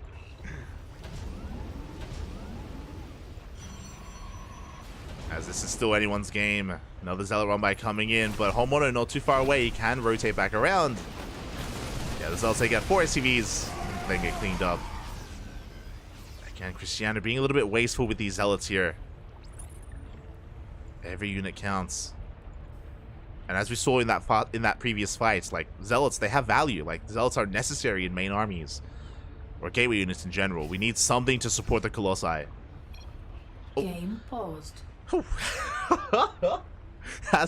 We're getting a pause, Papi. We're getting a pause. We're calming down. Christian, it looks like Uber Eats, you know, knocking on the door. We're getting our food. Okay, we're good. We're coming back in. Resumed. Thankfully, nothing too intense was happening. 4th base getting up and running here for Cristiano. Zealot run by being set up. Homono, though, always in position here. He's gonna force this back. 3rd CC is on the way. Homono! He's making a base. He's making a 3rd. Hon macro confirmed. He's gonna be taking a 3rd here. He's macroing up. He's looking to stabilize his economy. But what I will say is that the longer this goes on, I feel like the better it is for Cristiano. Like, currently Homono has the bigger army. He has the higher army supply. He could potentially kill Cristiano here and now. The longer this goes on, we get more Zealots, more reinforcements, a better, like, another base up and running here for Cristiano. His economy is going to get out of control. Cristiano is up to 70 workers. 4 base saturation. This is something that cannot go unpunished. Homono's on the timer. At this point, Homono's on the timer. Zealot Runback comes back in once again, this time getting damage done. We got 4 more SCVs, and this time, I want to say that Cristiano, he can afford to throw away some Zealots. He has the economy for it. He has the mineral income to throw away some Zealots and to kill 5 SCVs. This is hurting more. This is hurting Homono more than it's hurting Cristiano. But Homono still has the army. How many ghosts? 3 ghosts. 3 ghosts here available. We got Marauders. We got Widow Mines. Aye, aye, aye. At the same time, we're making 2 Colossus at a time. Usually we stop at 3. We are getting up to 6 Colossi. Aye, aye, aye. That's a lot of splash damage. That's a lot of Colossus. No, typically we would like to see some disruptors, and there we go. We have a couple of disruptors on the way, thankfully. And here we go. The boys are being pulled. The 3rd base was just for show? Question mark? We made the 3rd, but we're pulling the boys anyway. And here we go. It's all or nothing. Homono going all in. Comparable army supply. Zealots are coming in, but there's nothing to kill. There's nothing for the Zealots to do. It's all about the storms. So far, 2 good storms here on the army. No case storm on the right-hand side, catching a couple of lings. Sorry, a couple of Marines. The army being forced back. 24 SCVs go down. One way or another, the game will end here and now. Good EMPs. Archons are falling. These Colossi looking exposed. We're going for the dive. We're diving on the Colossi. Can we pull it off? We barely cannot. The lasers. So many Colossi. They protect themselves at this point. 6 Colossi stand strong. GG gets called. And Cristiano takes the series 3-2. He is going to be this edition's SC2 Online Community Open 142 champion. GG. Oh my god. GG, well played. That went the distance, Papi. That went the distance. GG. Congratulations to Cristiano. That was a wild series. That was intense. That was very back and forth. At no moment could you really take a moment to breathe, really, because that was just wild what they did to each other. That was crazy. It was beautiful. It was TVP. It was StarCraft. Congratulations to Cristiano. A big shout out to Honmono, though, because he made this finals what it is here. The wild nature of Honmono provided for some very chaotic games, and Cristiano, he was willing to go, he was able to go toe-to-toe with him when the distance went to the ace match, and GG. GG, well played. And again, shout out to not just Honmono, but to the top 8 players here. Top 8 players do get paid out, and they all do deserve it here. GG. All deserving of that payout. And with that, that wraps up our first broadcast here of the night of the 24-hour OSC Marathon. GG, well played. What did I just say? Well, for the next 24 hours, starting from the beginning of this tournament, OSC are going to be running events back to back to back to back, events back and forth here. And we're going to be handing over to some of these other casters as well. I believe Kozan, who I saw in the chat, is going to be getting involved. Dave Testa, Chicken Man, Just Jordan, and I think a couple of others as well. So plenty of coverage, plenty of casters, plenty of tournaments, plenty of players, plenty of StarCraft. It's amazing. It is beautiful. This was the first of many. We won't be continuing with the OSC events. I mentioned before, we're running a little bit late. WTL started 40 minutes ago, so World Team League is currently underway, and we are going to be casting that here on the channel. So if you want some more StarCraft, we aren't done. Neither is OSC. So you know what? Open up some tabs, open up some windows, check out the other events that are going to be ongoing for OSC as well, because yeah, there's plenty of StarCraft going on. We're going to be covering WTL, and up next for OSC is going to be the 2v2 Elite Tournament. I did tease it earlier. I teased it. Remember, I said Miyamaika reached out to Honmono, and they made a pact. They have joined forces. They're playing in a 2v2 tournament. I'm going to post it in the chat just so you guys can see for yourselves. And yeah, it's going to be Miyamaika and Honmono up against, Firefly and Cyan. We have Demi Night Phoenix, Cristiano. Cristiano's going to be playing as well. He's playing with Trifax. For Jumi Baby Marine, Fighting Frog Fiant, Young Yakov Milky Cow, Gref Azura. So some pretty big names there. Going to be duking it out in a 2v2 tournament. So make sure you check it out. Make sure you enjoy. I think that's being covered by Kozan. I'm not entirely certain who's covering that tournament. But yeah, it is. It is going to be Kozan. So check that out. Kozan, he's an amazing caster. He's a great guy. Lovely, lovely caster. Lovely person. So check that out. He's going to be covering that in 20 minutes. Meanwhile, we got to go. We got to go and get ready for WTL. Also, as a quick reminder, if you enjoyed this tournament, if you want more OSC events, if you want to support the OSC circuit, ! Matcherino. ! Matcherino in the chat. ! Matcherino in the chat if you guys want to support this tournament yourselves, because there it is. Un momento here as I switch our scenes over. There we go. There is a Matcherino page where you can, of course, help fund the OSC World Championships. At the end of the year, there's going to be a championship for all of the online events. Basically, players have been accumulating points over the course of the year. It's basically like the World Championship for like IM Katowice, but for the online tournament scene, essentially. For tournaments like this, you know, where players have been getting points throughout the entire year, and they're going to be seeded and invited into the World Championship. And if you follow the Matcherino page, you can, of course, support it monetarily. There are also some things that you can purchase, so you can get your money's worth. There are OSC hoodies, there's OSC Elite membership. You can even sponsor a tournament. It says here, for 75 USD, you can run an event, and OSC will name the event after you. So we can have, like, the... Who's in the chat? We can have, like, the Kozan Open, or we can have, like, the Psychons Cup. We can have the Jadolf Derby. The RVS Soldier Extravaganza, the Easy Phil Tussle, what have you. You know, you can, if you want to have your own event in StarCraft, you can have it there.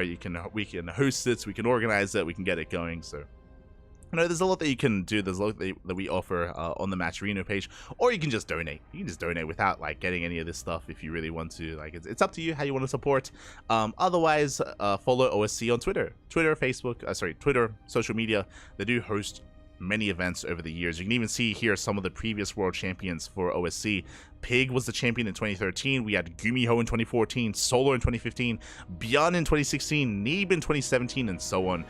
Even Max Pax and many others. I think Solar's won like 2 or 3 times, so he's got like multiple like pictures.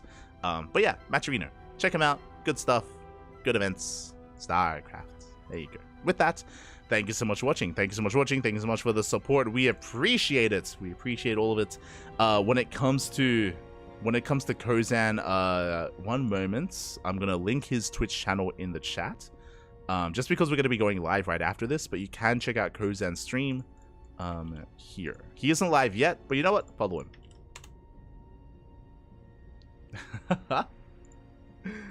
The Bad Micro Championship. You're an animal. It's on Match Arena. The Fooble Palooza. But yeah, you can see it in the chat if you see my message there. Really Kozan on Twitch, so check him out. He's amazing. He's beautiful. Check him out. A lot of the 2v2 event is going to be ongoing. Otherwise, thank you so much for watching. We're going to be heading off for now. I'm going to quickly hand the keys to the stream over to Kura. We're going to be live with World Team League. WTL is going to be coming at your face in like 10 or so minutes. We need a little bit of time to set up, but we'll be back soon. See you then.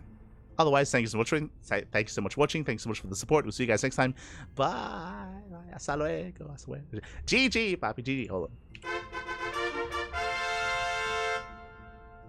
It was a good tournament. It was really good. It was really good finals. Shout out to Eddie. Shout out. Hasta luego. Bye.